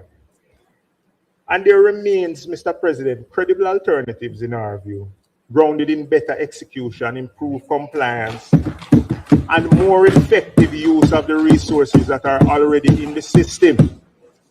Mr. President, the Minister has spoken repeatedly about the government choosing a path of fiscal responsibility, right? And I've heard it repeatedly from the government, choosing a path of fiscal responsibility. But the truth is, Mr. President, for the most part, that choice was not theirs to make. Mr. President, as the former Minister of Finance, Nigel Clark himself said in March 2024, the Financial Administration and Audit Act requires that Jamaica pursue a fiscal balance derived from a formula written into law, consistent with the debt target set in the law. Mr. President, that is the point. Fiscal discipline in Jamaica is not a matter of preference or choice, it's a matter of law. It was embedded, Mr. President, through the fiscal framework strengthening under the administration led by the Most Honorable Portia Simpson Miller. It was embedded, Mr. President, precisely to remove discretion and ensure that discipline would be maintained regardless of the government of the day. Mr. President, this is what underpins the current economic circumstances that the Minister boasted about in his presentation. You know what else is entrenched or was entrenched during that period of fiscal reform, Mr. President? I have to put in this plug. It was entrenched in the IMF deal at the time that the Bank of Jamaica would be moved to being independent. So, when you take a look at the current circumstances even serious elements of fiscal reform were already agreed well before their implementation. The current administration is just taking their time to implement them. So the question now, Mr. President, is therefore not whether to be fiscally responsible. The question is how that responsibility is exercised and whether it's being used to support and protect the Jamaican people who are the ones who have made the sacrifice associated with us achieving this fiscal prudence. If it pleases you, Mr. President.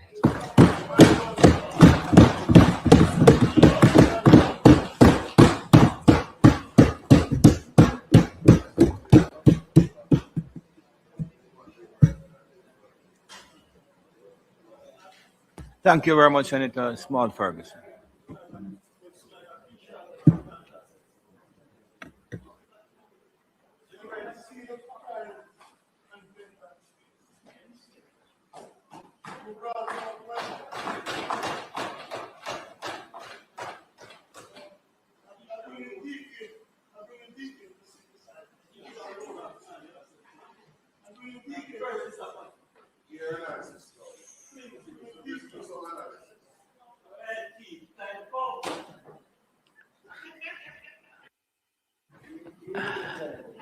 Senator Duncan, Senator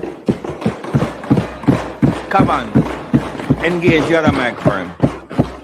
You hear me? No, Senator Gill, engage that mic for me.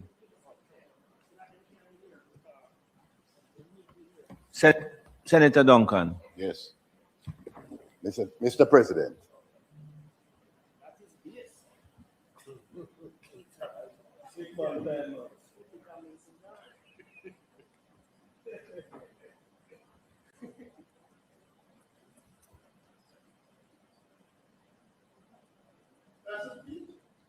Good to go. Yes. Good, Mr. President, my Senate colleagues, good morning.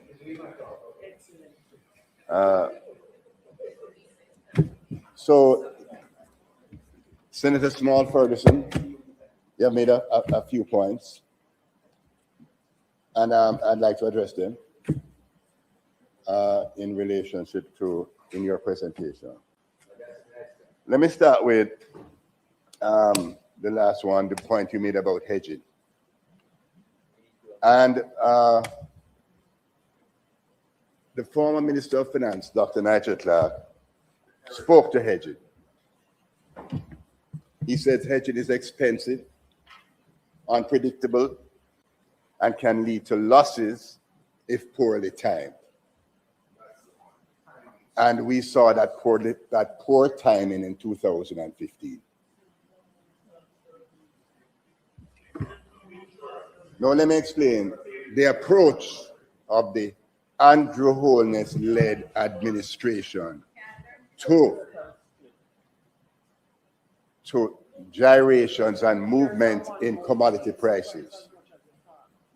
We moved to protect the most vulnerable in our country.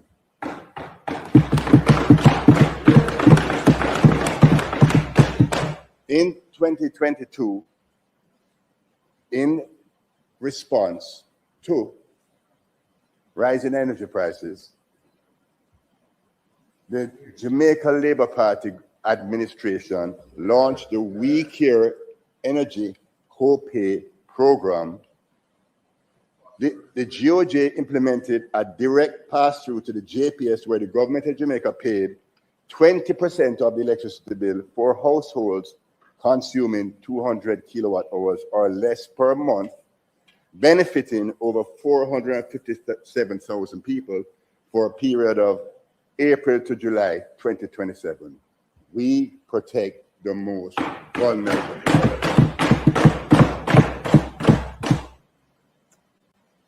In relationship to fiscal responsibility and overall debt management, I will speak to this in the presentation a little more, but I just want to note that the debt to GDP ratio will rise to 68% this year and will trend down to 60% in 2029, 2030. We remain committed to fiscal responsibility and managing our debt dynamics.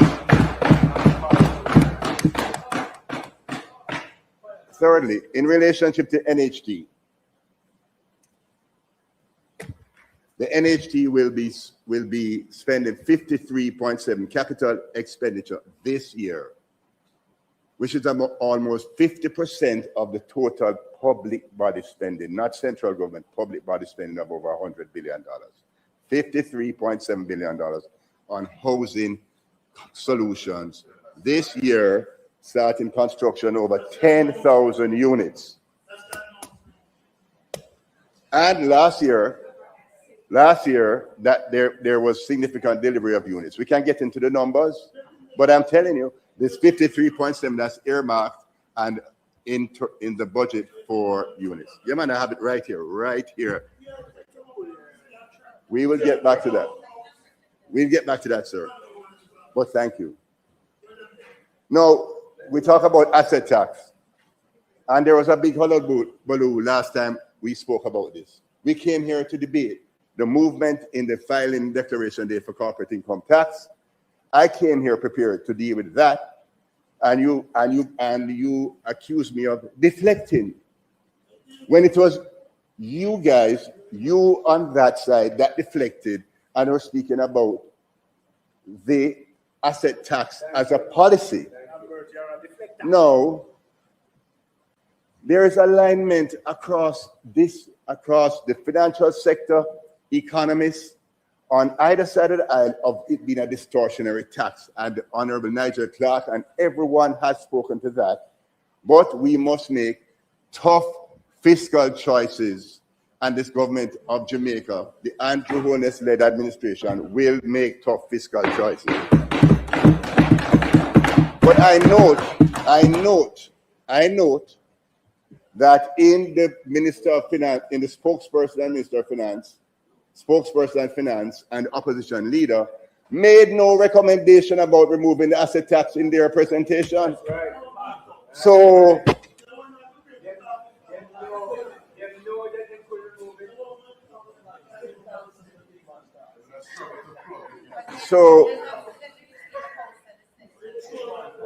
when we speak about the sale of receivables, the sale of receivables were designed to fund one-off capital expenditures, a one-off securitization measure to fund capital expenditure, one-off capital expenditure, not to fund recurring revenues.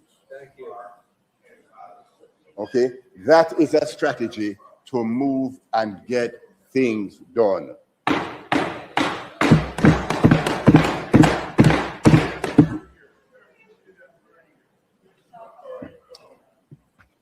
So I will now move into my substantive presentation. Thank you very much, though. Ramon, you make the thing exciting, man. May I tell you the truth, man. Thank you. Let's jump right in.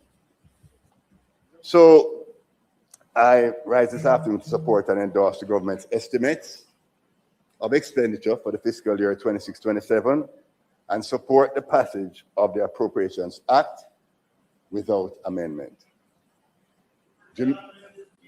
Jamaica's development agenda is squarely on the table. Jamaica's macro-fiscal position has significantly changed in the aftermath of Hurricane Melissa. Prior to its passage, Jamaica managed to record fiscal surpluses in 7 of the 8 prior fiscal years up to the end of the fiscal year 2024-25. While the exception being COVID in 2020-2021, and we were on track to achieve a 60% debt to GDP ratio ahead of the forecasted timeline. Since Melissa, however, the trajectory of public finances has been altered materially. As a result, the government is pursuing an aggressive development and growth agenda over the next 3 years and beyond to return our economy to pre-Melissa GDP levels by financial year 28-29, and to reduce fiscal deficits over this period while looking to sustain growth over the average 1% growth levels we have experienced for far too long. For the months running up, there's a lot of uncertainty around running up to the budget. The country had heard about various announcements around NARA, about reconstruction, but there was no consolidated picture of how the government intended to rebuild. How it would be financed, or what the institutional architecture would look like. So I heard our finance minister courageously deliver the revenue measures for the first time in a budget opening presentation. And I waited with bated breath for a Prime Minister presentation, and he delivered what Jamaica required: an ambitious, coherent, multidimensional plan that brings together infrastructure, institutions, and financing in a single integrated framework. Dealing with NARA, infrastructure, roads, and regional investment strategies, ecosystems. Central to this vision are 4 guiding principles that will shape how Jamaica rebuilds. Principles that are simple to understand, but profound in their implications. Build, number 1, build in the right places. Far too long, critical infrastructure, hospitals, schools, government offices, homes have been concentrated in low-lying coastal zones with full knowledge of the climate risk. That changes now. Where we build matters as much as what we build. Future development must be progressively relocated away from high-risk areas, and that's the intention. We have to build systems, number 2, that can withstand failure. The destruction wrought in places like Black River and Falmouth exposed a dangerous pattern. When everything is concentrated in one corridor, one surge can knock out everything at once. Going forward, our power grids, water systems, roads, and communication networks must be designed with backup capacity and distributed architecture, so that when one part fails, the rest keeps functioning. Resilience and single points of failure are incompatible. Now, let me deal with a significant area that is going to drive sustainable growth for Jamaica. Building regional sub-economies, not just projects. This is an imperative that will drive the sustainable growth. Roads, hospitals, schools, housing, energy, these cannot continue to be planned and delivered in isolation from each other. The vision is integrated regional development, where infrastructure investments are connected and sequenced to create self-containing economic clusters across the island. The goal is not simply to repair what was damaged, but to use reconstruction as a catalyst to build genuine regional sub-economies, each with its own productive identity, employment base, and capacity to generate growth.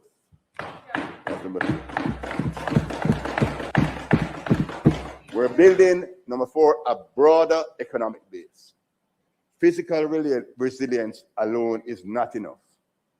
A truly resilient nation must also be economically adaptable, with a productive base that spans agro-industry, logistics, manufacturing, digital service, and emerging sectors. Food and energy security must be treated as strategic national priorities, not afterthoughts. We will experience shocks, but when they arrive, Jamaica must have the economic depth to absorb it and keep moving. These 4 principles, build in the right places, build systems that can withstand failure, build regional sub-economies, and build a broader economic base, are not abstract ideals. They are already being applied in the rebuilding of Black River and Falmouth, and they will guide every investment decision under NARA going forward.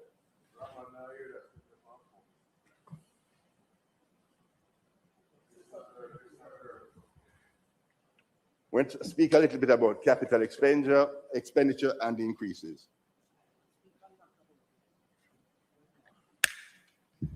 Central government capital expenditure is projected to increase in the medium term in response to the crisis and will average just about 90 billion each year for the next 4 years, central government.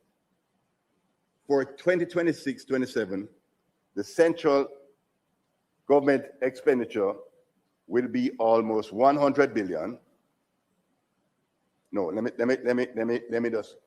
dial back. Central government capital expenditure is predicting to increase in the medium term response to the crisis and will average $90 billion over the next 4 years. For this year, the central government expenditure will be almost 100 billion, which is almost double the amount spent in the previous fiscal year. Public bodies' capital expenditure, including AHT, will also increase by 25 billion this year to 105 billion.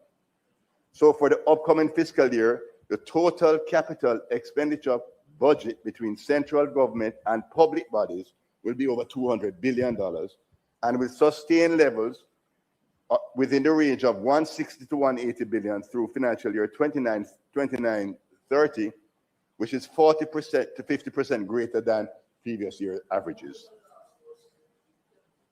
This is significantly greater. The number is $59 billion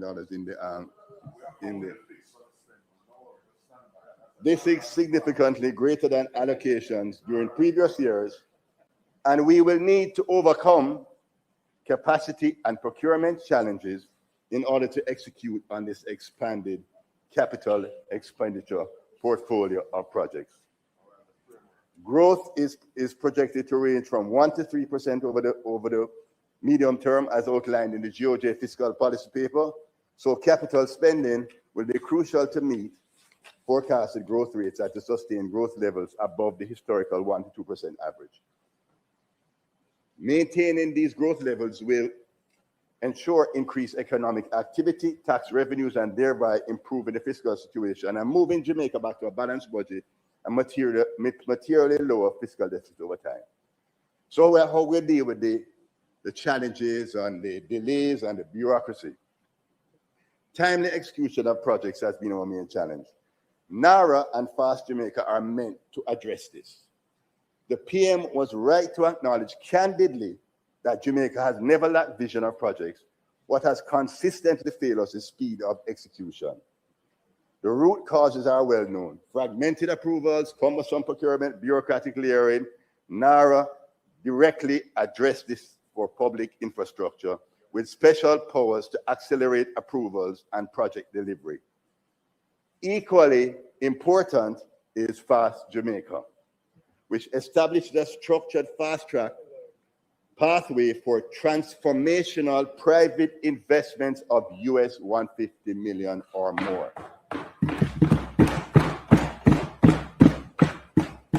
I would like to recommend that Fast Jamaica becomes a companion to NARA to recommend that incorporating both into the same legislative framework or at minimum ensuring statutory linkages between them would maximize the combined impact. The government cannot do this alone, and Fast Jamaica recognizes this reality, and therefore it is public-private sector working together to grow Jamaica. We also have speed. We must overcome bottlenecks at every stage of the construction project cycle to accelerate growth and get us back to normal within this 3-year period. So the streamlining processes for efficiency and economic development will also be critical to the reforms to the public procurement system to make it faster and more efficient, and also to enable the increase in approval thresholds while reducing the time between procurement decisions. So actively being worked on, and will become a reality. Our Minister of Education will deal with the human capital area, but I would say there's significant investments that are being made in the human capital area, because we cannot do this. People are the center of the policy and who will drive economic growth and development.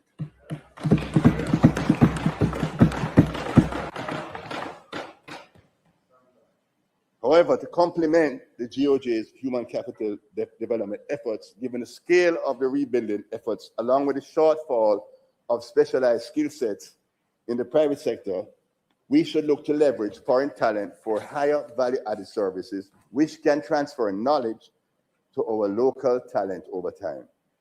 This will deal with the structural challenge, having achieved full employment prior to Melissa with an unemployment rate which was at 3.3%, almost full employment. This initiative about bringing in foreign talent with the appropriate skill sets for the private sector and public sector will build capacity while we continue to build our human capital development and equip our labor force.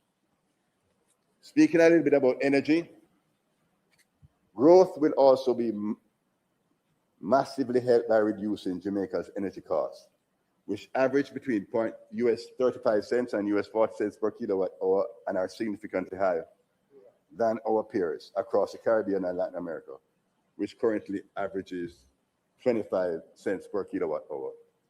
There should be a sustained focus on bringing down the cost of energy to increase competitiveness and productivity. There will be strategic projects around energy, which will be a part of the portfolio of projects that will be executed. Also, with the negotiations with the Jamaica Public Service, we expect, or others that may come to the table, we expect that this will be an objective to bring down the cost of energy.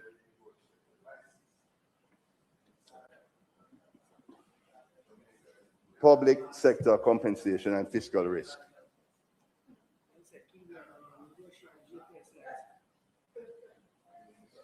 In the current wage negotiations, all stakeholders will need to take into account the fiscal challenges. Increasing productivity and efficiency of the public and private sector will become crucial to provide increased tax revenues and fiscal space. After tremendous sacrifice and restraint of the public sector, there was a cumulative increase of $300 billion from a compensation levels of $222 billion when the public sector held out until the public sector compensation review was completed. And by the time the wage bill was $222 billion. That wage bill has now moved to $519 billion in 26-27. That's an increase of $60 billion per year, or a 20% average in public sector compensation year over year for the last 5 years, from $222 billion to $590 billion. That creates a fiscal risk, and that is a decision that was taken by the Andrew Holness-led administration government about compensating our public sector at fair wages. Now, this does create a real compression on our expenditures, and therefore we have to keep managing this very carefully, because as a percentage of tax revenues, our public sector compensation is now at 56% in 25-26 of tax revenues and 13.8% of GDP. Now, this is coming from 9.6% of GDP and 36.1% of tax revenues.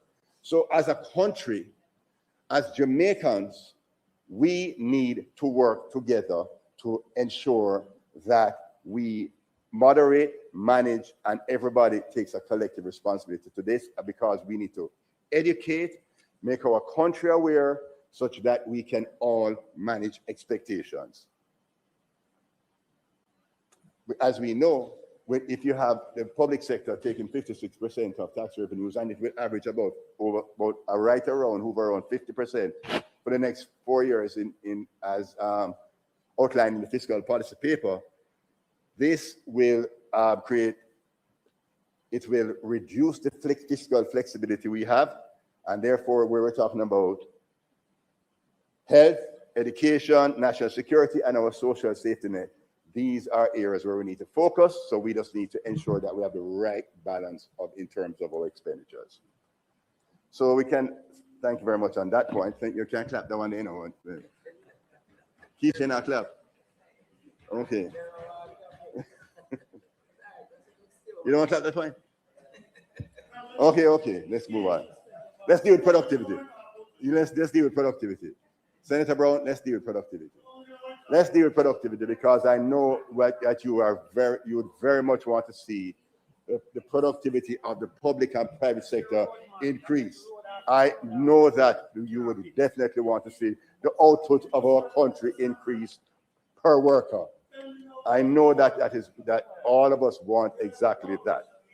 So the national effort should be focused on increasing productivity and efficiency in the public and private sector. This will drive growth, thereby increasing growth levels beyond the forecasted 1 to 3%. Thereby, increasing productivity increases domestic demand, GDP, and tax revenues. This will create greater fiscal space, increasing per capita incomes for Jamaican public and private sector workers. Greater per capita incomes, which currently stands at US 8,000 GDP per capita, which is amongst the lowest in the region. So we have to increase productivity in order to move this number. And with the development agenda for Jamaica, we have a real opportunity. If we companion increasing productivity with this development agenda, we have a real opportunity as a country to really move these levels of per capita GDP levels, growth in GDP levels for ourselves as a country.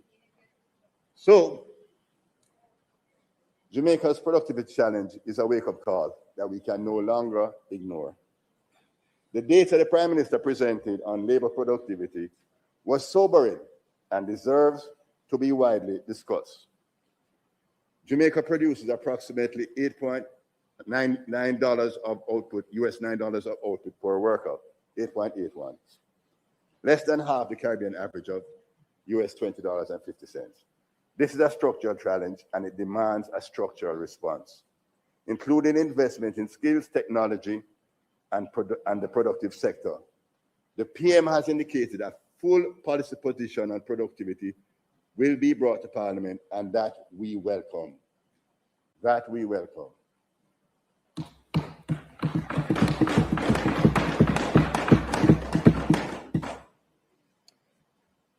Back to the public sector compensation. The PM was right to flag this as a fiscal risk and call for future wage settlements to be anchored in productivity and GDP growth rather than inflation alone. This is a difficult but necessary conversation, and it must be had honestly in Jamaica's best interest. Now, the financing of this development agenda.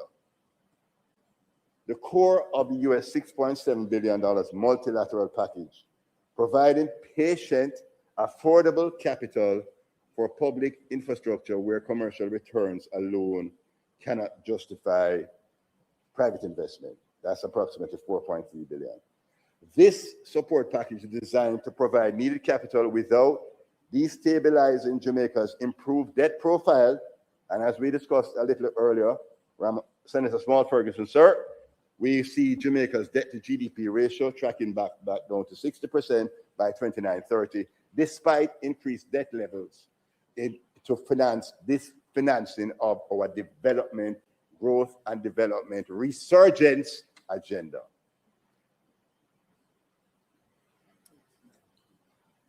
Private sector mobilization, US $2.4 billion of PPPs, public-private partnerships. US $2.4 billion is specially designed to crowd in private capital, with the government providing the enabling conditions and private investors providing execution. $2.4 billion of multilateral funding for PPPs.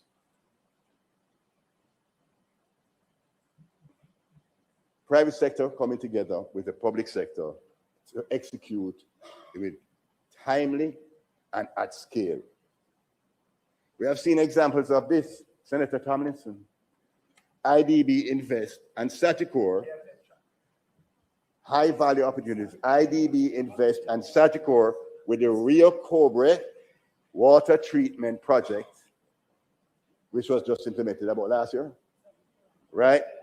That is an example of public-private partnership. We have the model. We have the know-how. Now we scale it. And the capital markets and the private sector, as Minister Hill indicated, must prepare themselves. And we are innovative enough in this financial sector, as Sachikora was in structuring this deal, and Burita has also in other public-private partnerships, that we have the know-how. So let us leverage this opportunity for public-private partnerships.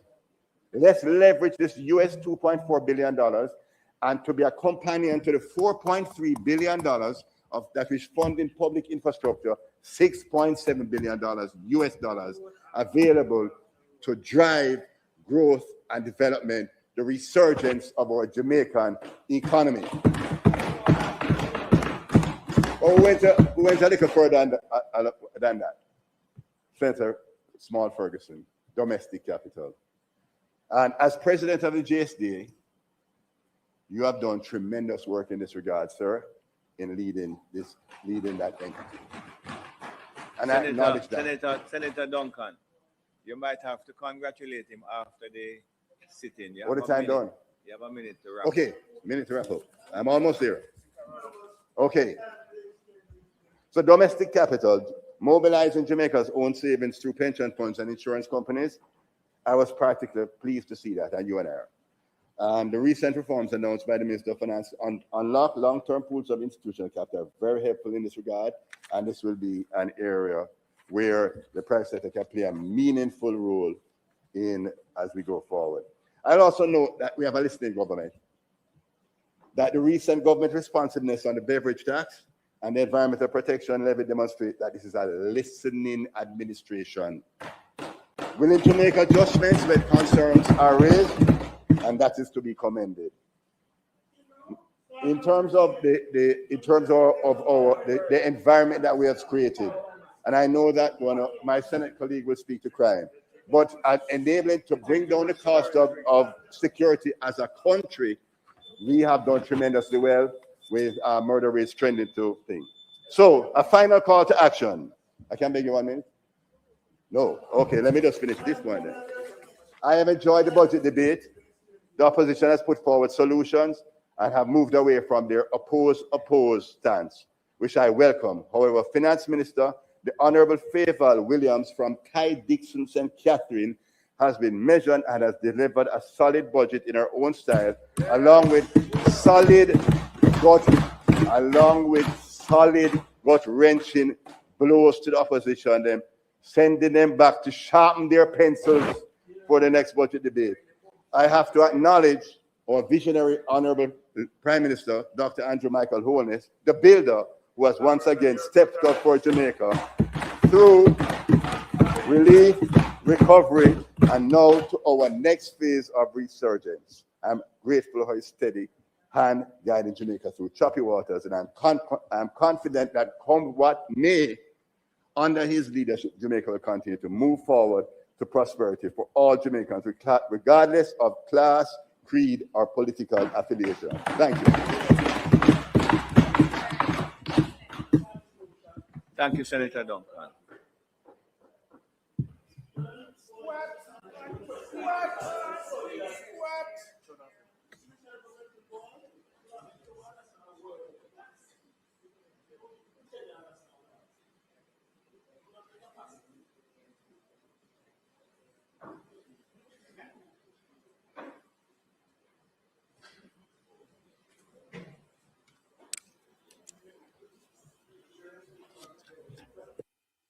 Senator Tomlinson, engage. Senator Tomlinson, engage with 2 mics.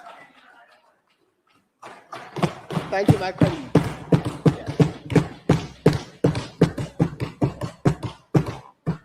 Thank you, Mr. President. Senator Tomlinson, go ahead, please. Thank you, Mr. President.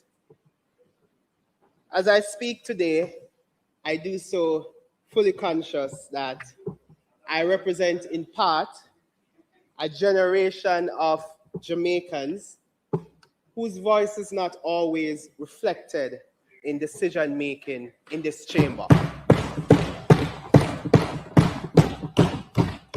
Young people, and I'm so pleased that the students from Karma are here with us, and I'm very sure that they can associate themselves with the statements that I will make today in terms of our generation having a voice in decision-making in this chamber.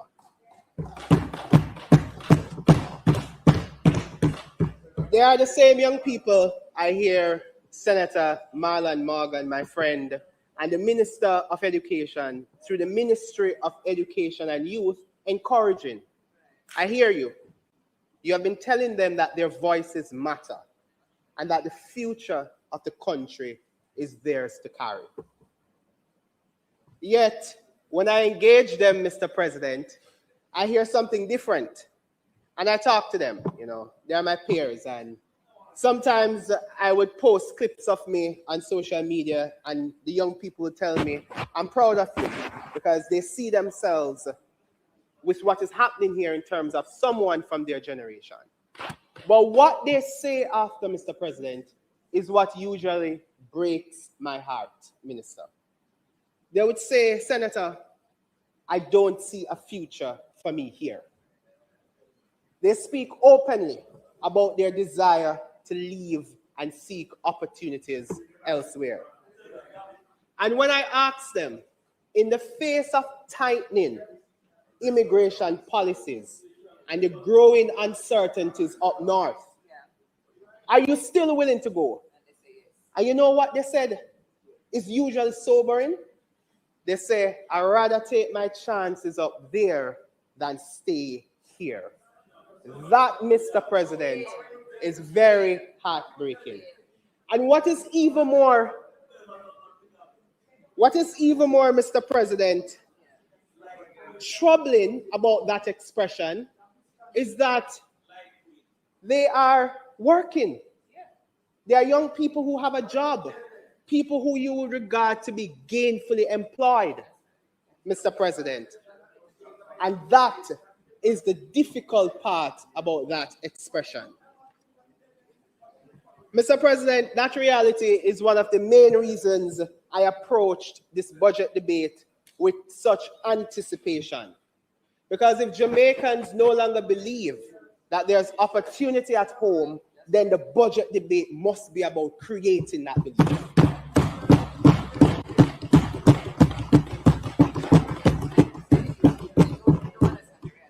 Mr. President, that reality is also one of the reasons I've taken seriously the responsibility given to me when the leader of the opposition invited me to serve in the Senate and appointed me as spokesperson, deputy spokesperson for productivity, efficiency, and competitiveness. It is from the standpoint of these core portfolio areas that I intend to make my contribution today. Because if we're serious about improving the lived experience of our people, fixing these structural issues cannot be optional. It is a necessary prerequisite for a better economy. I listened carefully to the government's presentation in the lower house, hoping to hear a clear and compelling vision for the future. A vision that would speak directly to those Jamaicans who are willing to be on the run in another man's country than to stay in the land of their birth. Having listened closely to the Minister of Finance in her presentations, I came to the conclusion, Mr. President, her presentations fell short. They did not set out a clear path to address the structural challenges that have held this country back for decades, which would help to improve the lives of Jamaicans. And with respect to that second observation, Senator Morgan, it turns out I was not alone in that conclusion, because on March 16, I read the Gleaner editorial titled, "Waiting for Transformation." And it made the point, and I quote, "At the bottom line though, Minister Williams' speech was stronger on mobilizing finance than directing finance. Much less was addressed about the underlying engines of sustained development, export diversification, industrial upgrading, lower energy costs, logistics reform, digital capability. Here's the last part of what the Gleaner editorial wrote. While it recognizes the need for faster growth, it does not provide a compelling map of structural transformation.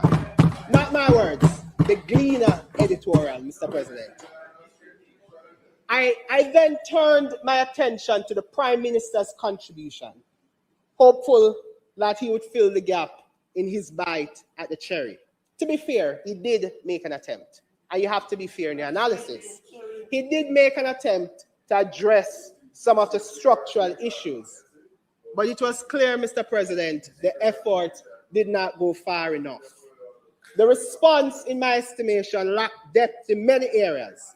So when I consider both presentations in totality, I am left with the unavoidable conclusion, even at their best, they on that side lack a clear and credible vision for Jamaica's transformation.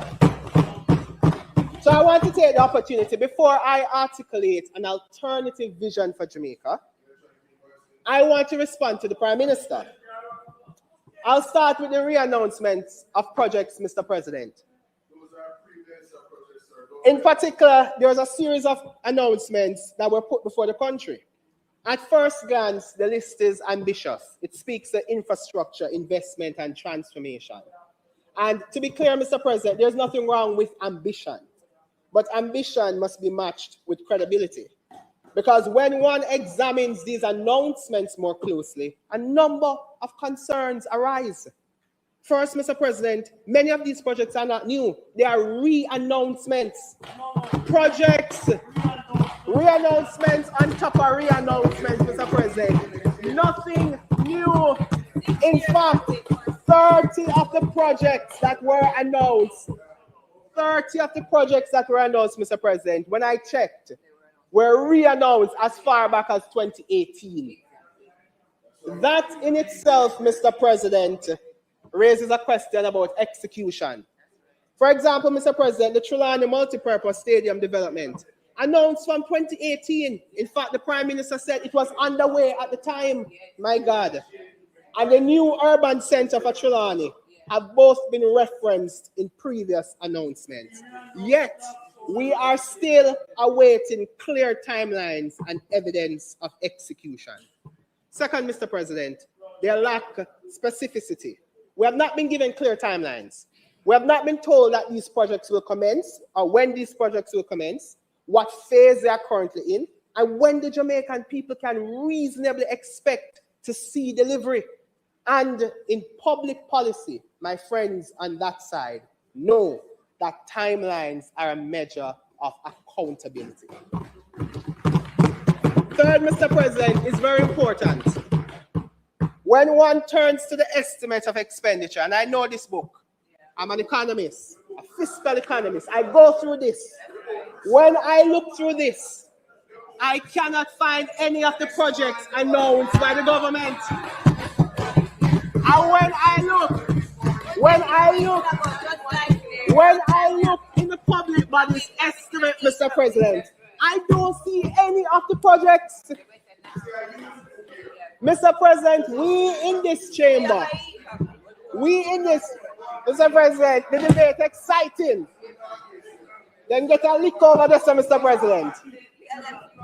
Mr. President, we in this chamber, Mr. President, I want to continue, Mr. President. We in this chamber know that any project that is to be executed by the government, whether directly from central government, you know this, Senator Keith Duncan, whether through the central government or through the public body's estimates, it must be reflected in either one of these books, Mr. President. That's where the resources are allocated. Mr. President, in the absence of them, in the absence of that estimate, then we can reasonably conclude, Mr. President, that they are not intended to be rolled out in the upcoming fiscal year, Mr. President. And we cannot attach any degree of credibility to those announcements. fourth, Mr. President, is the issue of financing. And this is particularly important because the government itself has been quick to ask the opposition how to finance its proposals. But what is good for the goose must be good for the gander. The Prime Minister referred to the package of financing from international partners. But, Mr. President, that financing is not guaranteed. Senator Small Ferguson did an excellent job at letting us know that that financing is not guaranteed, Mr. President. And where we get it, and you know this, Senator Duncan, where we get it, most of it is debt. If these projects were to be executed or to be financed through that facility in the near term, we would expect to see an indication in the government's medium-term fiscal and debt projections. But when I look at the fiscal and debt projections, Mr. President, it is projecting a decline in the debt to GDP ratio, which reasonably tells us, Mr. President, that those projects are not expected to be financed from that international package, which is mostly debt. So, Mr. President, when you take all of this together, the re-announcements, the absence of timelines, the lack of presence in the estimates, and the uncertainty around financing, it becomes difficult to attach a high degree of credibility to these project announcements. And this is not about opposing development. I am for development, but we want clarity, transparency, and alignment between what is announced, what is actually budgeted, and what is delivered to the people of Jamaica. I turn quickly, Mr. President, because I want to finish my rebuttals so I can get to the articulation of that vision for Jamaica. So I want to talk about NARA a bit. Mr. President, to be fair, the government has identified a long-standing constraint within our economy. That's the pace and efficiency with which major projects are executed. That is not a new issue. It is one that has affected the public investment, the private sector expansion, and ultimately the rate at which we can grow the economy. In that context, the proposal to establish the National Reconstruction and Resilience Authority represents an attempt to address this challenge. And I'm fair in my analysis. I'm very fair. So, Mr. President, credit must be given to where credit is due. But, Mr. President, so any serious attempt to improve execution deserves careful consideration. However, when examined through the lenses of efficiency and institutional reform, there are important concerns that must be addressed. First, Mr. President, while we make a diagnosis of the problem, and the Prime Minister did so very accurately, his diagnosis is incomplete. The issue is not simply about processes that are slow and fragmented. It is the underlying systems, the incentives, the institutional capacity within the public sector that are not aligned to support timely and efficient execution. Mr. President, these are systemic issues. Here's the part, and I know you're listening, and I know you're proud of me, Senator, Minister. These are not systemic issues. Creating a new authority does not in itself resolve these systemic issues, Mr. President. And there's an obvious risk that rather than fixing the system, we are creating a parallel one. We're creating a parallel one, Mr. President. NARA is described as not being about bureaucracy. It's described as this is not another bureaucracy.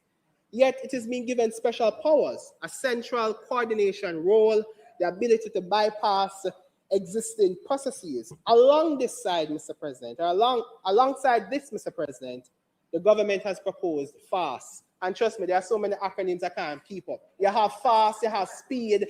Last year they said they had ASPIRE. It seems as if ASPIRE has now expired, Mr. President, because I can't keep up with the acronyms. It's a government of acronyms, Mr. President. I can't keep up.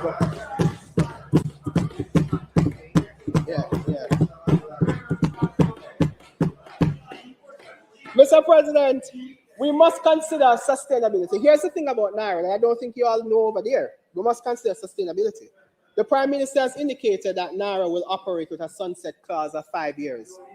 That makes this question even more important. What happens at the end of that period if the core systems of government remain unreformed?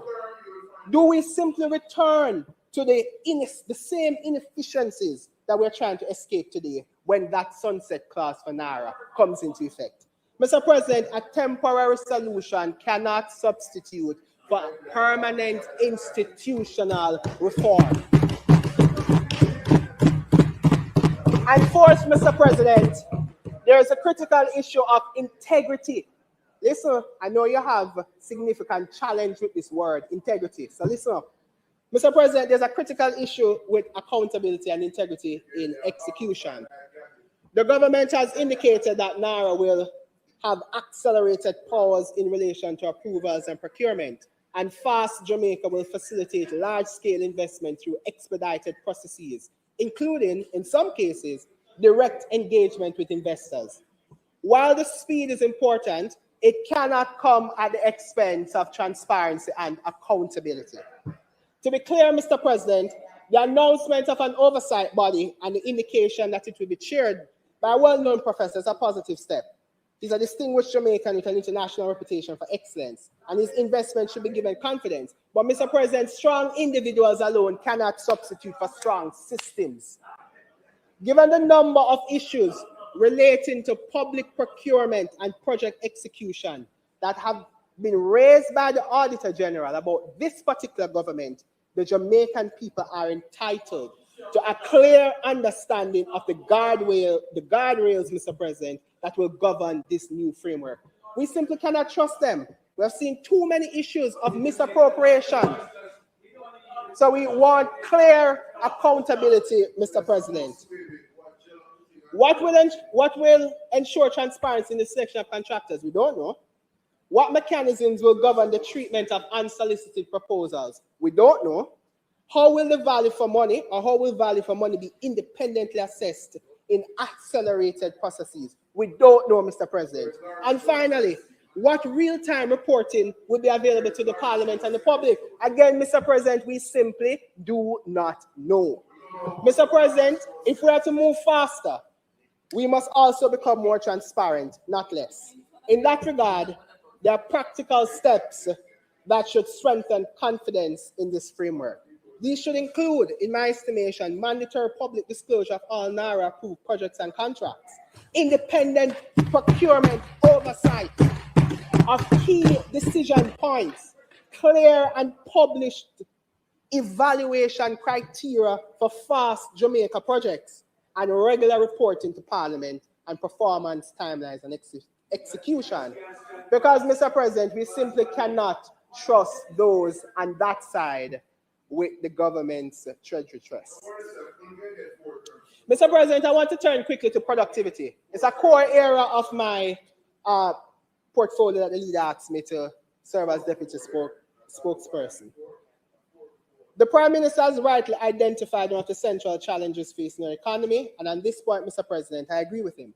Productivity must be the core of any serious strategy for growth and improved living standards. But while the issue was correctly identified, I am not convinced that it has been fully grappled with.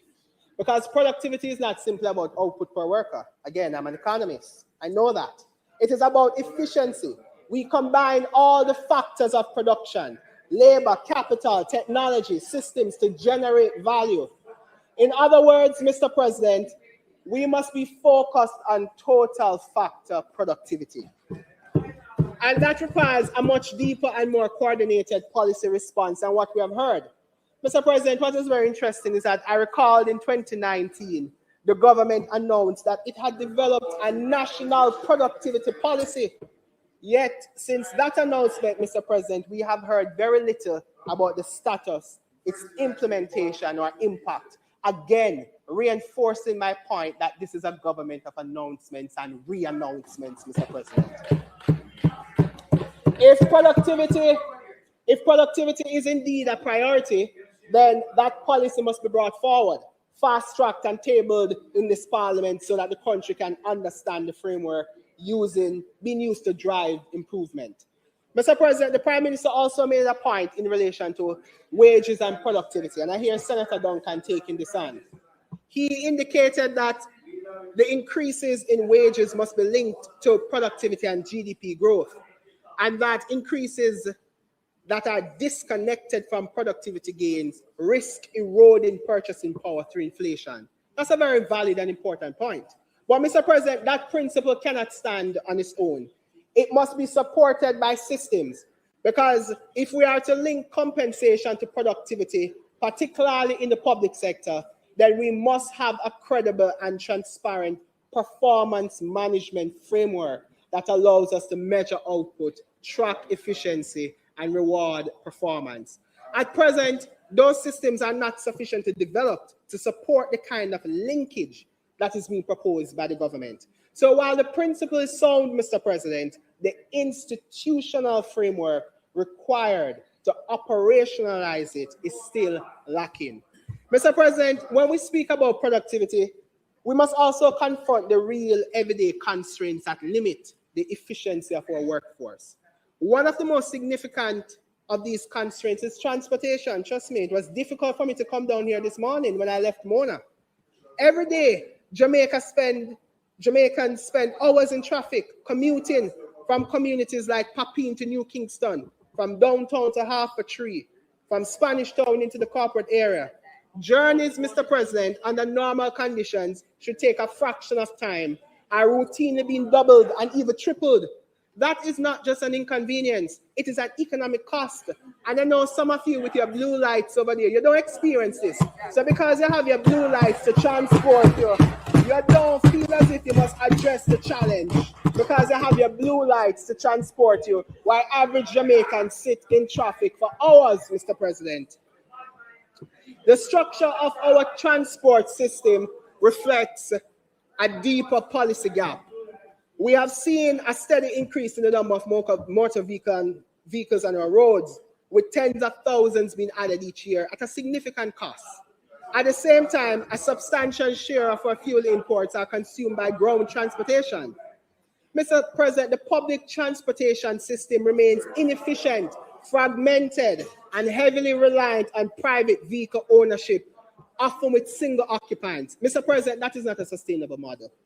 And it points to the absence of a coherent, integrated public transportation strategy, one that is aligned with how Jamaicans live, where they work, and how communities are structured, and how goods and services move across the country.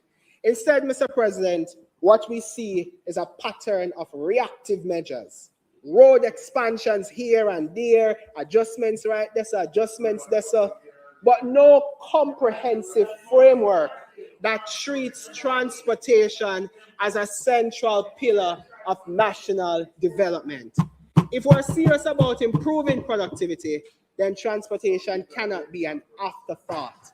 It must be a core component of our economic strategy, because an economy cannot be efficient if its people cannot move efficiently. Now, Mr. President, I want to move to what I think we need to go in terms of a vision for Jamaica. Let's begin, Mr. President, by looking at the government's current strategy. They are wholly focused on macroeconomic stability. And Mr. President, I appreciate fundamentally that macroeconomic stability is an important facet to an advancement in an economy. It is necessary, but it is not sufficient. In itself, macroeconomic stability cannot propel national development and give the quality of life to Jamaicans, Mr. President. But that is the kind of one-sided, lopsided approach that is being taken by the administration on that side. Mr. President, what we need is a strategy that looks beyond that. Mr. President, what they are doing is not a complete strategy for development. It can bring, to some extent, GDP growth, but it will not result in a significant increase in incomes. It cannot improve the economic complexity of our exports. But it cannot, Mr. President, also contribute to an improvement in the real economic innovators. It can insert us in the global value chains, but it cannot and will not allow us to move up the value chain. Mr. President, moving up the value chain is exactly where we need to go as a country. So, Mr. President, that is our central challenge. The goal must be to move up the value chain. It is to diversify our markets so as to reduce our geopolitical risks. And given what is happening with Cuba, I think you kind of know a thing or two about what I'm talking, Mr. President.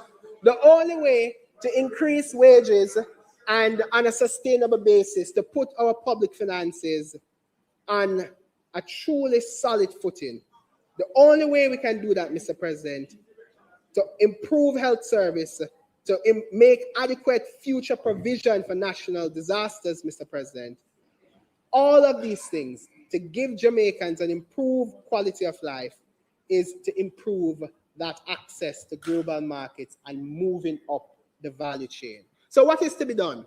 Mr. President, there must be a collaboration between market and state. That is key.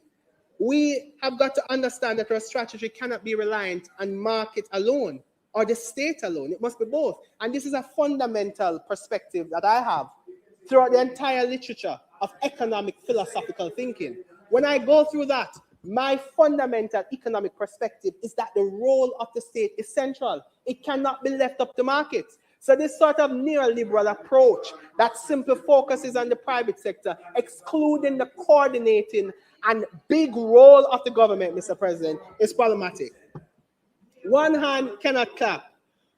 We need a state that has a better understanding of the needs of the private sector, because you're just skirting around the edges. You're not understanding the issues carefully. So you are misunderstanding a critical appreciation of the issue with skirting around the edges.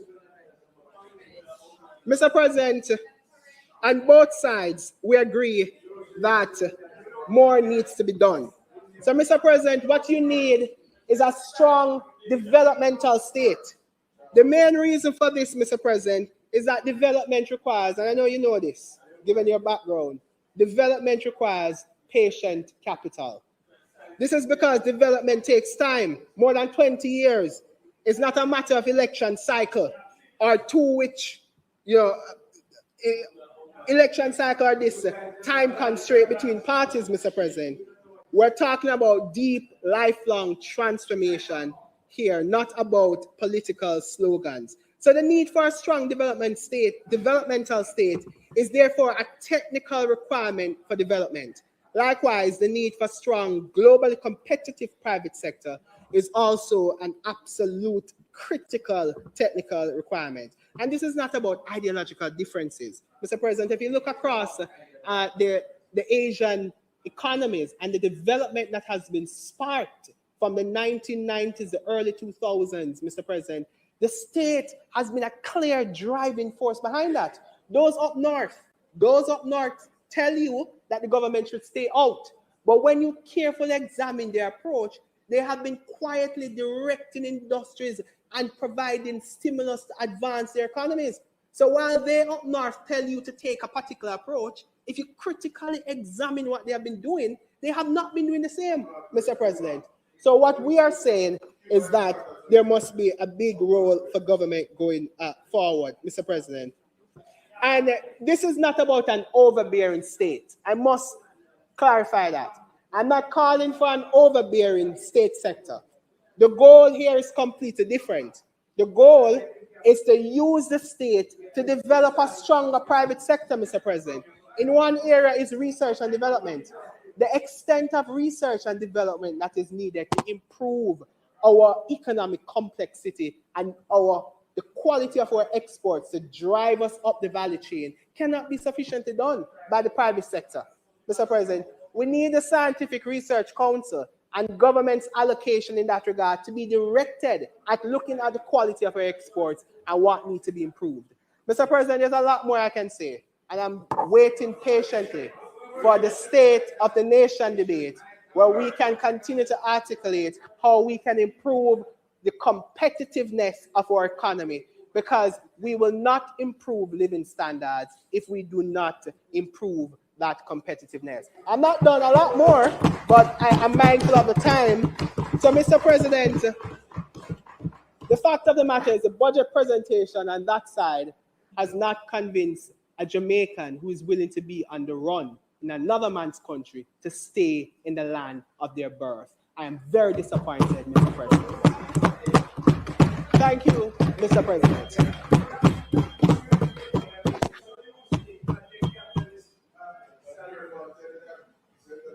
Thank you very much, Senator Tomlinson, and we know that you are. Thank you very much. Thank you very much. Thank you very much, Senator Tomlinson. Would you allow me, please? Thank you very much, Senator Tomlinson. And we noticed that you stayed within your allotted time. It is appreciated. Senator Morris Dixon. Minister Morris Dixon. Yes.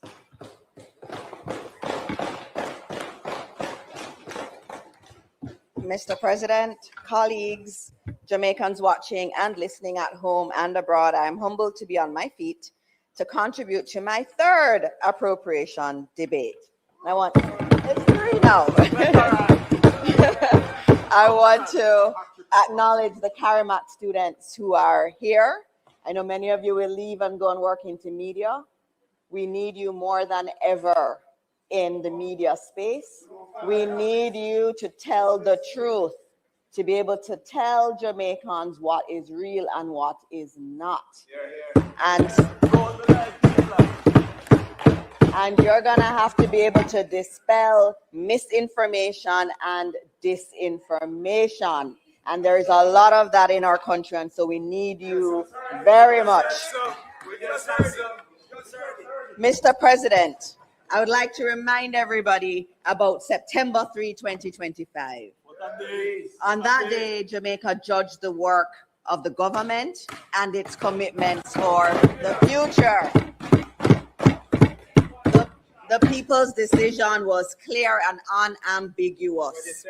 The Dr. Andrew Holness-led administration was to continue delivering on its agenda.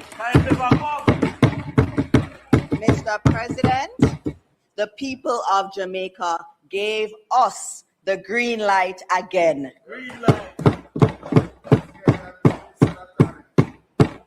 The campaign we ran was mature and dignified. We focused on our plans and programs. We took to the streets, town centers, community spaces, and the nooks and crannies of Jamaica, and we brought our results and achievements. We did not cower from scrutiny. On the contrary, we brought our results directly to the people.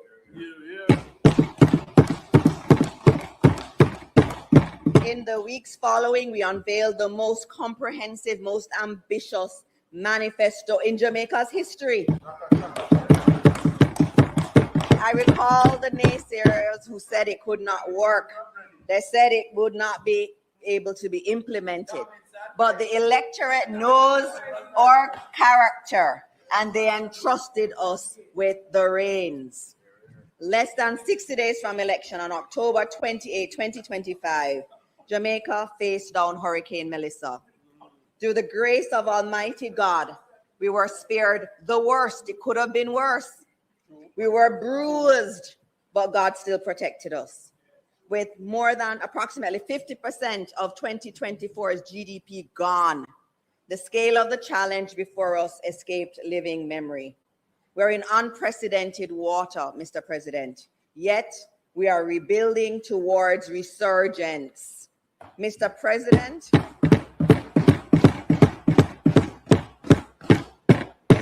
this administration is not in the business of making decorative promises. We're in the business of performance. Too often, Mr. President, in Jamaica's days gone, manifestos were treated like campaign poetry, fanciful words to be recited in one season and forgotten in the next. But again, the government led by Dr. Andrew Holness has taken a completely different approach. We made commitments to the Jamaican people. We have sequenced those commitments, and we are now translating those commitments into action. I came here today with our manifesto promises for education.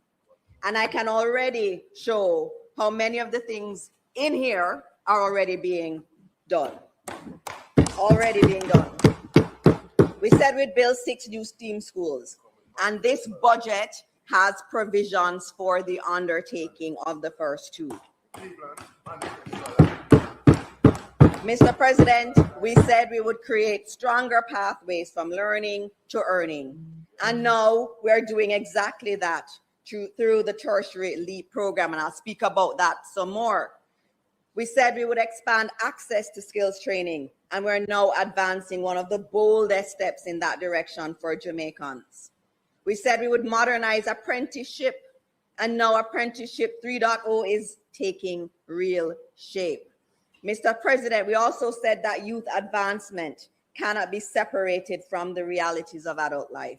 It cannot be enough to prepare our youth and then leave them locked out of housing, stability, and independence. Our manifesto promised an increase in allocations for NHT, for example, and an advance. And I know my colleagues will speak about that more. That's in the manifesto. The same is true for essential public sector workers. We said that teachers, nurses, firefighters, and members of the security forces would benefit from NHT mortgage interest reductions. And they are all done and are all in our budget. It's not just talk. So, Mr. President, people are at the center of our administration's agenda. Jamaica's greatest asset has been and will always be our people. And with our people being our greatest asset, education and skills development will sit at the heart of our president. Now, unfortunately, I only have 30 minutes, but I have to respond to Senator Cleveland and your note on young people. I note your point on young people wanting to leave Jamaica. And I'll say to you, that was the experience I had and my colleagues at university had. I went to university, I started UWI in September 1998, in the middle of the 18 years of devastation. And listen, especially after your 18 years, I will tell you, my classmates that were in the economics program at UWI and in the other programs at UWI, the majority of my classmates left Jamaica. Why did they leave Jamaica? Because of the policies of the PNP. And I'm talking about back when I was at university. Now, let me tell you, when I left this country to go to the United States to study economics and international relations, I had to talk about the Jamaican economy. And I always felt embarrassed about where our economy was, why we weren't speaking in positive terms about our economy. That was 2004. Our country was an example of an economic basket case. Now today, if someone leaves Jamaica and goes to study in any of the universities I would have studied in, they can hold their head high. And why can they hold their head high? Because of the policies of this Andrew Holness-led administration. Our students don't have to hang their heads in shame when they hear about the Jamaican economy. In addition to that, we're talking about youth. I'm just responding, and I wish you were my student back in the day. I wish I had you as a student. Youth unemployment in 2015 was over 30%.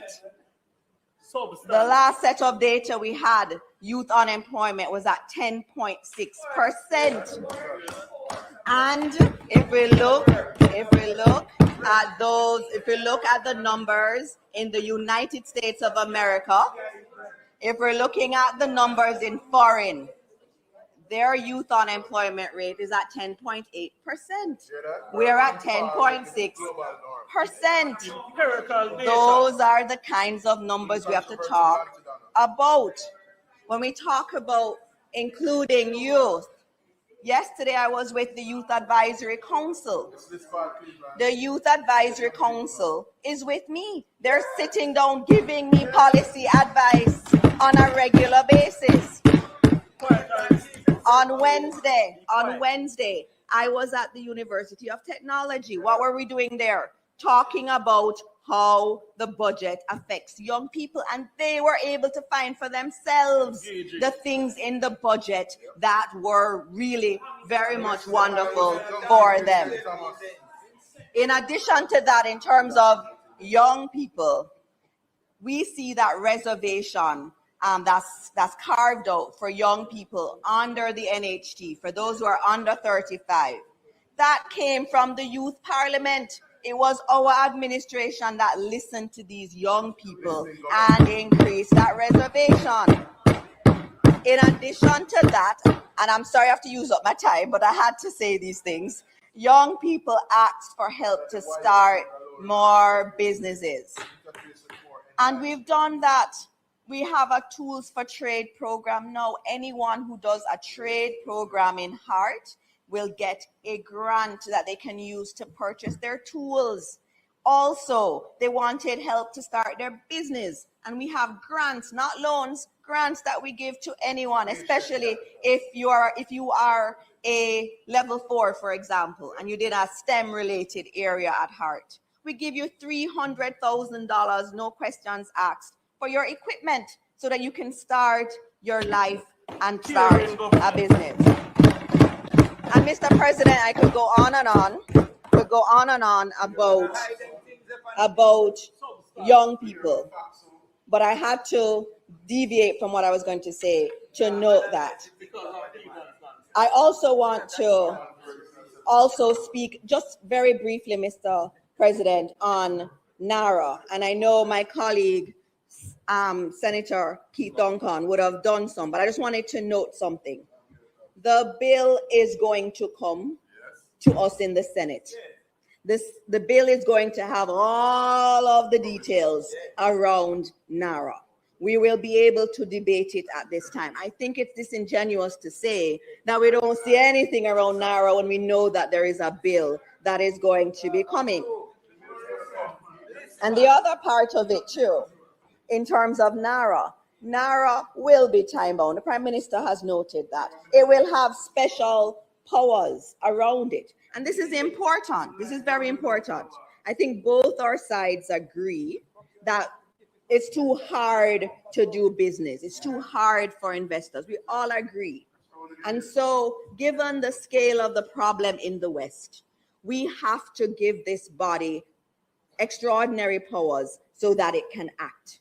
But as we do that, it also gives us an opportunity to see where we could actually overhaul the entire system.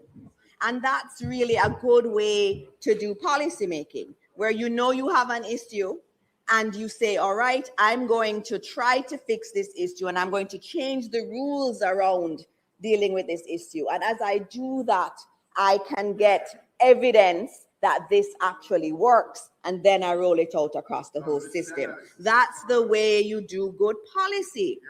And so that's what we will be doing in NARA. But also in terms of young people not feeling the new Jamaica. Our Prime Minister laid out something that was beautiful. It was a masterclass in that vision for Jamaica. It's the kind of vision that our young people want to hear. They want to hear about Jamaica and parts of Jamaica looking like Brickell. They don't have to go to North America to feel that they're in a first world country. And our Prime Minister, he went around the entire country. When you really internalize that, and the money is in the budget too for it, for the start of a lot of these, and these aren't going to be done 1 year. These are going to be done over the 5-year period. 5-year period. And so, from Black River, for any young person who may have heard you, I'll respond to those young people. That vision from the Prime Minister, I ask you to play it back. From Black River, you saw a new urban center. You saw the new boardwalk. You saw all of the new areas that are being filled. The Lucy bypass and the new yachting areas that we will have. We will become a boating center. From the Montego Bay vision, how we are going to redo Montego Bay and have it be definitely the capital of tourism in this area. The Falmouth vision is amazing. that is going to be so different than it is today and much more resilient. We spoke about Portland and all the work that's being done in Portland, from Brown Brook to the boating industry. We spoke about St. Thomas and the new port for aggregates at that port in Kingston. And new Kingston Public Hospital is a part of the plans. And we're gonna have new JDF facilities in Clarendon. When I worked in government many moons ago, 15 years ago, and I used to write speeches, I used to write about pipelines. And Vernon Field was one that I used to have to write my minister about. And it was always in the pipeline, but we are going to expand that runway at Vernon Field once and for all. So, our plans, so the beauty which we're losing in the debate, the beauty that we're losing, there's a beautifulness to this.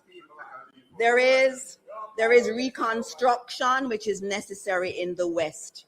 A lot of our brothers and sisters have been negatively affected, and we have to do the reconstruction work. But at the same time, what's beautiful about the exercise we're taking on is that we've built in this concept of resilience. We recognize that where Jamaica is, we are prone to natural disasters. And so we can't just build back the West, we have to build in resilience in the system. And that's why there are projects all across the country. So, Senator, there's a lot of thought going into NARA. There's a piece of legislation coming. We will debate it at that point, but NARA is absolutely important. In that bill that you will see something that you noted. We've already thought about it in terms of the list of projects that will be articulated. It will be approved. It will be very, very transparent going forward. So, Mr. President, NARA is being paired with an accountability structure meant to give the public and international partners confidence in how Jamaica operates. As you would have heard, we're looking at EPOC that worked, and we have ETOC in the Ministry of Education, and we'll now have JAMROC, the Jamaica Reconstruction and Resilience Oversight Committee. And that will be an independent oversight mechanism for NARA. So, Mr. President, I want to be on the record of this Senate, noting that Jamaica intends to rebuild with discipline, execute with urgency, and modernize the very architecture of public action. When we succeed, and I know, Mr. President, that we will succeed, NARA will serve as the institutional bridge from resilience to resurgence. Mr. President, and young people who may be watching, a new Jamaica will be built before our eyes. Jamaica's best days are indeed ahead. Mr. President, I'll use the 12 minutes I have left to talk about education and the budget. So one of the most important commitments, as I said, that we will move forward this fiscal year is the development of the STEAM schools. Mr. President, ground will be broken this year for 2 of those institutions. Ground broken, meaning contract in place. One will be at Bernard Lodge in St. Catherine, and the other one will be at Minard in St. Anne. I can tell you that Cabinet has approved the procurement, which means it went through the entire process, went to PPC, went to Infrastructure Committee, and went to full Cabinet for one of them, and the other one is on its way to Cabinet. So these are not things in the pipeline. These are actually things that have come out of the pipe. They're out the pipe. And so, Mr. President, the pilot also, this fiscal year's budget is also very important and encouraging for our tertiary students. The student leaders of our two of our premier universities sat right there in the gallery, and watched as their work crossed a key threshold. It's a beautiful thing. They said they wanted a program. We met with them. We worked through the details. They wrote me their proposal. I took that proposal to heart. We sat there. They've been in negotiations on the program, and the Prime Minister was able to announce it. And they were sitting up there as the leads on it from UE and UTech. The pilot of the Tertiary Learn, Earn, and Prosper program, which is really the Tertiary LEAP program, will provide a pathway for tertiary education into employment by offering paid on-the-job experience for students. So often they say you can't get the job because you don't have any job experience. So what we'll be doing is while our students are studying, they will get these opportunities in private and public sector to work. And they suggested what they wanted the salary to be, and we worked to see if we could really accommodate it. And we're giving them what the university students asked us in terms of the salaries. So this is a big one. And I salute the UE Guild of Students and the UTech Students Union for their work. And I look forward to working with them to implement the program. And we're starting this summer, not in the future, right here. This summer is when we will start this. In addition to that, Mr. President, the Hart NSTA Trust will establish the Western School of Construction. So we know the West was damaged severely, and there are a lot of reconstruction projects there, and we need to have the workforce. So what we're doing, we have a School of Construction in Portmore, but we need to have one in Montego Bay. So we're going to be opening a School of Construction in the West to increase the talent pool of construction-related trade persons in the West. Another problem we have in my 8 minutes is in relation to contractors. There are hundreds of schools that are being repaired at the same time right now, and we're struggling with contractors. We don't have enough contractors to do the scale of the projects. And so we're implementing a contractor incubator program so that young people from maybe communities or families without means can get the support they need to do it. So we're going to be pairing Hart students and UTech students who are in the area and helping them to be on a growth path from certification to a thriving enterprise. So we're going to be working with them to ensure that we have more of those, and that's absolutely important. And Mr. President, also, I should note that we are eliminating all tuition fees for Hart up to level 5. We're gone to 4. Now we're going to level 5. And Mr. President, level 5 is a bachelor's degree. It's equivalent to a bachelor's degree, so our children can get a bachelor's degree for free. And so those are some very important there are some very important things. Mr. President, I just wanted to talk about the Yellow Book, and I see the Yellow Book there, and it has dog ears all over because we use it. Yes. But for those of you, and I know, Senator, yours doesn't have dog ears because you probably use the online version of it. And the online version, if you go to page 489 of the online one, you'll see the numbers for the Ministry of Education. And some of the things you'll see, there are a lot of numbers, but the numbers mean people.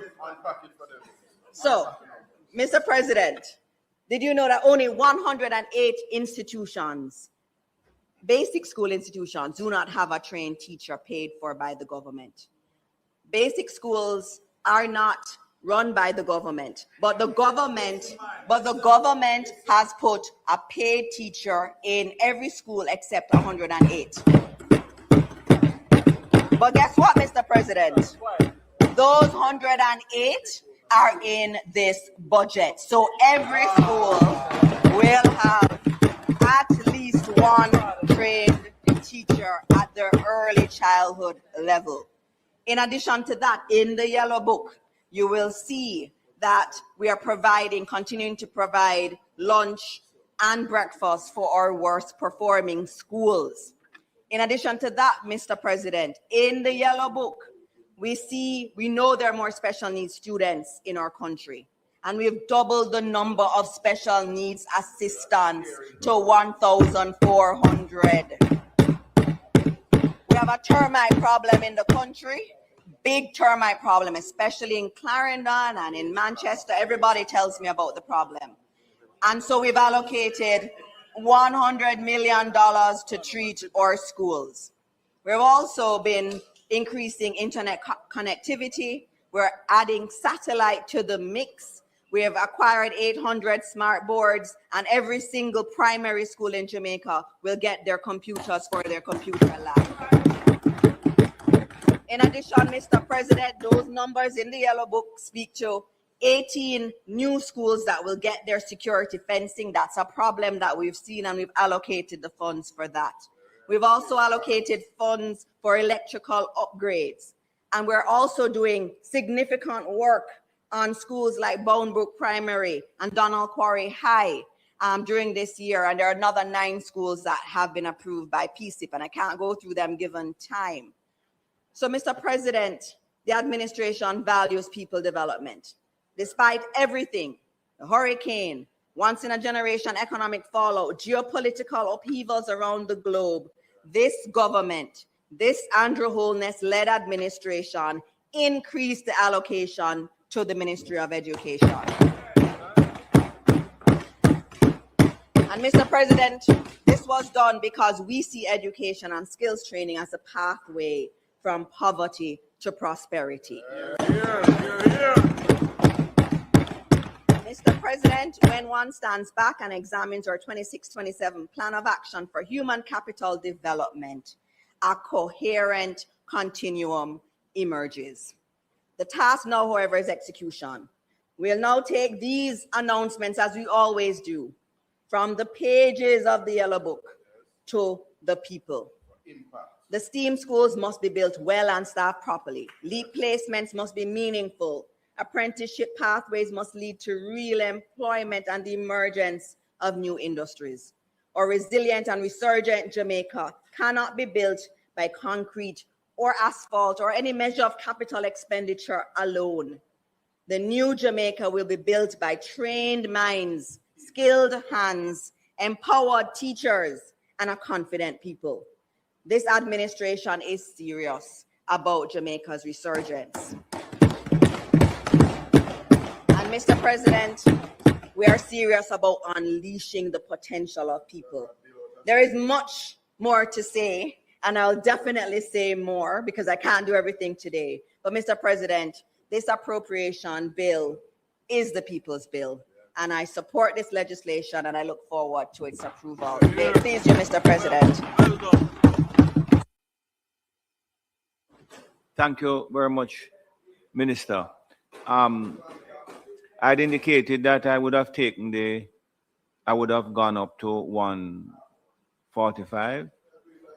But 1 minute, please. Could you allow me, please? Could you allow me, please? Senator Brown, would you allow me? What I'm going, let me take the 3/4 hour break now, and we'll come back at 2:15. It's okay, members? So this Honorable Senate will rise until 2:15 this afternoon. Thank you.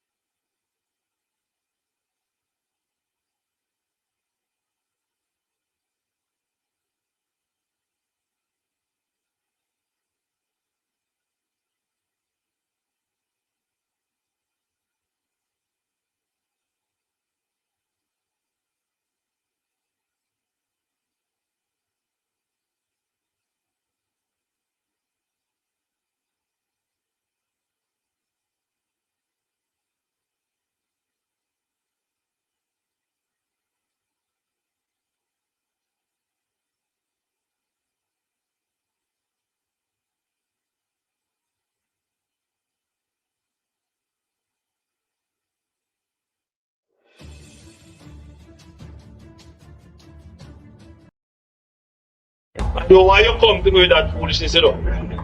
You elect a prime minister, and is a prime minister run the country.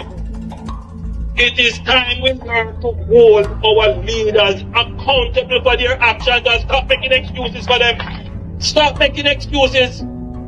Otherwise, go elect the people who really run in the country. And I don't want the right start that stupid argument. Hold the people you elect accountable and stop making excuses for them.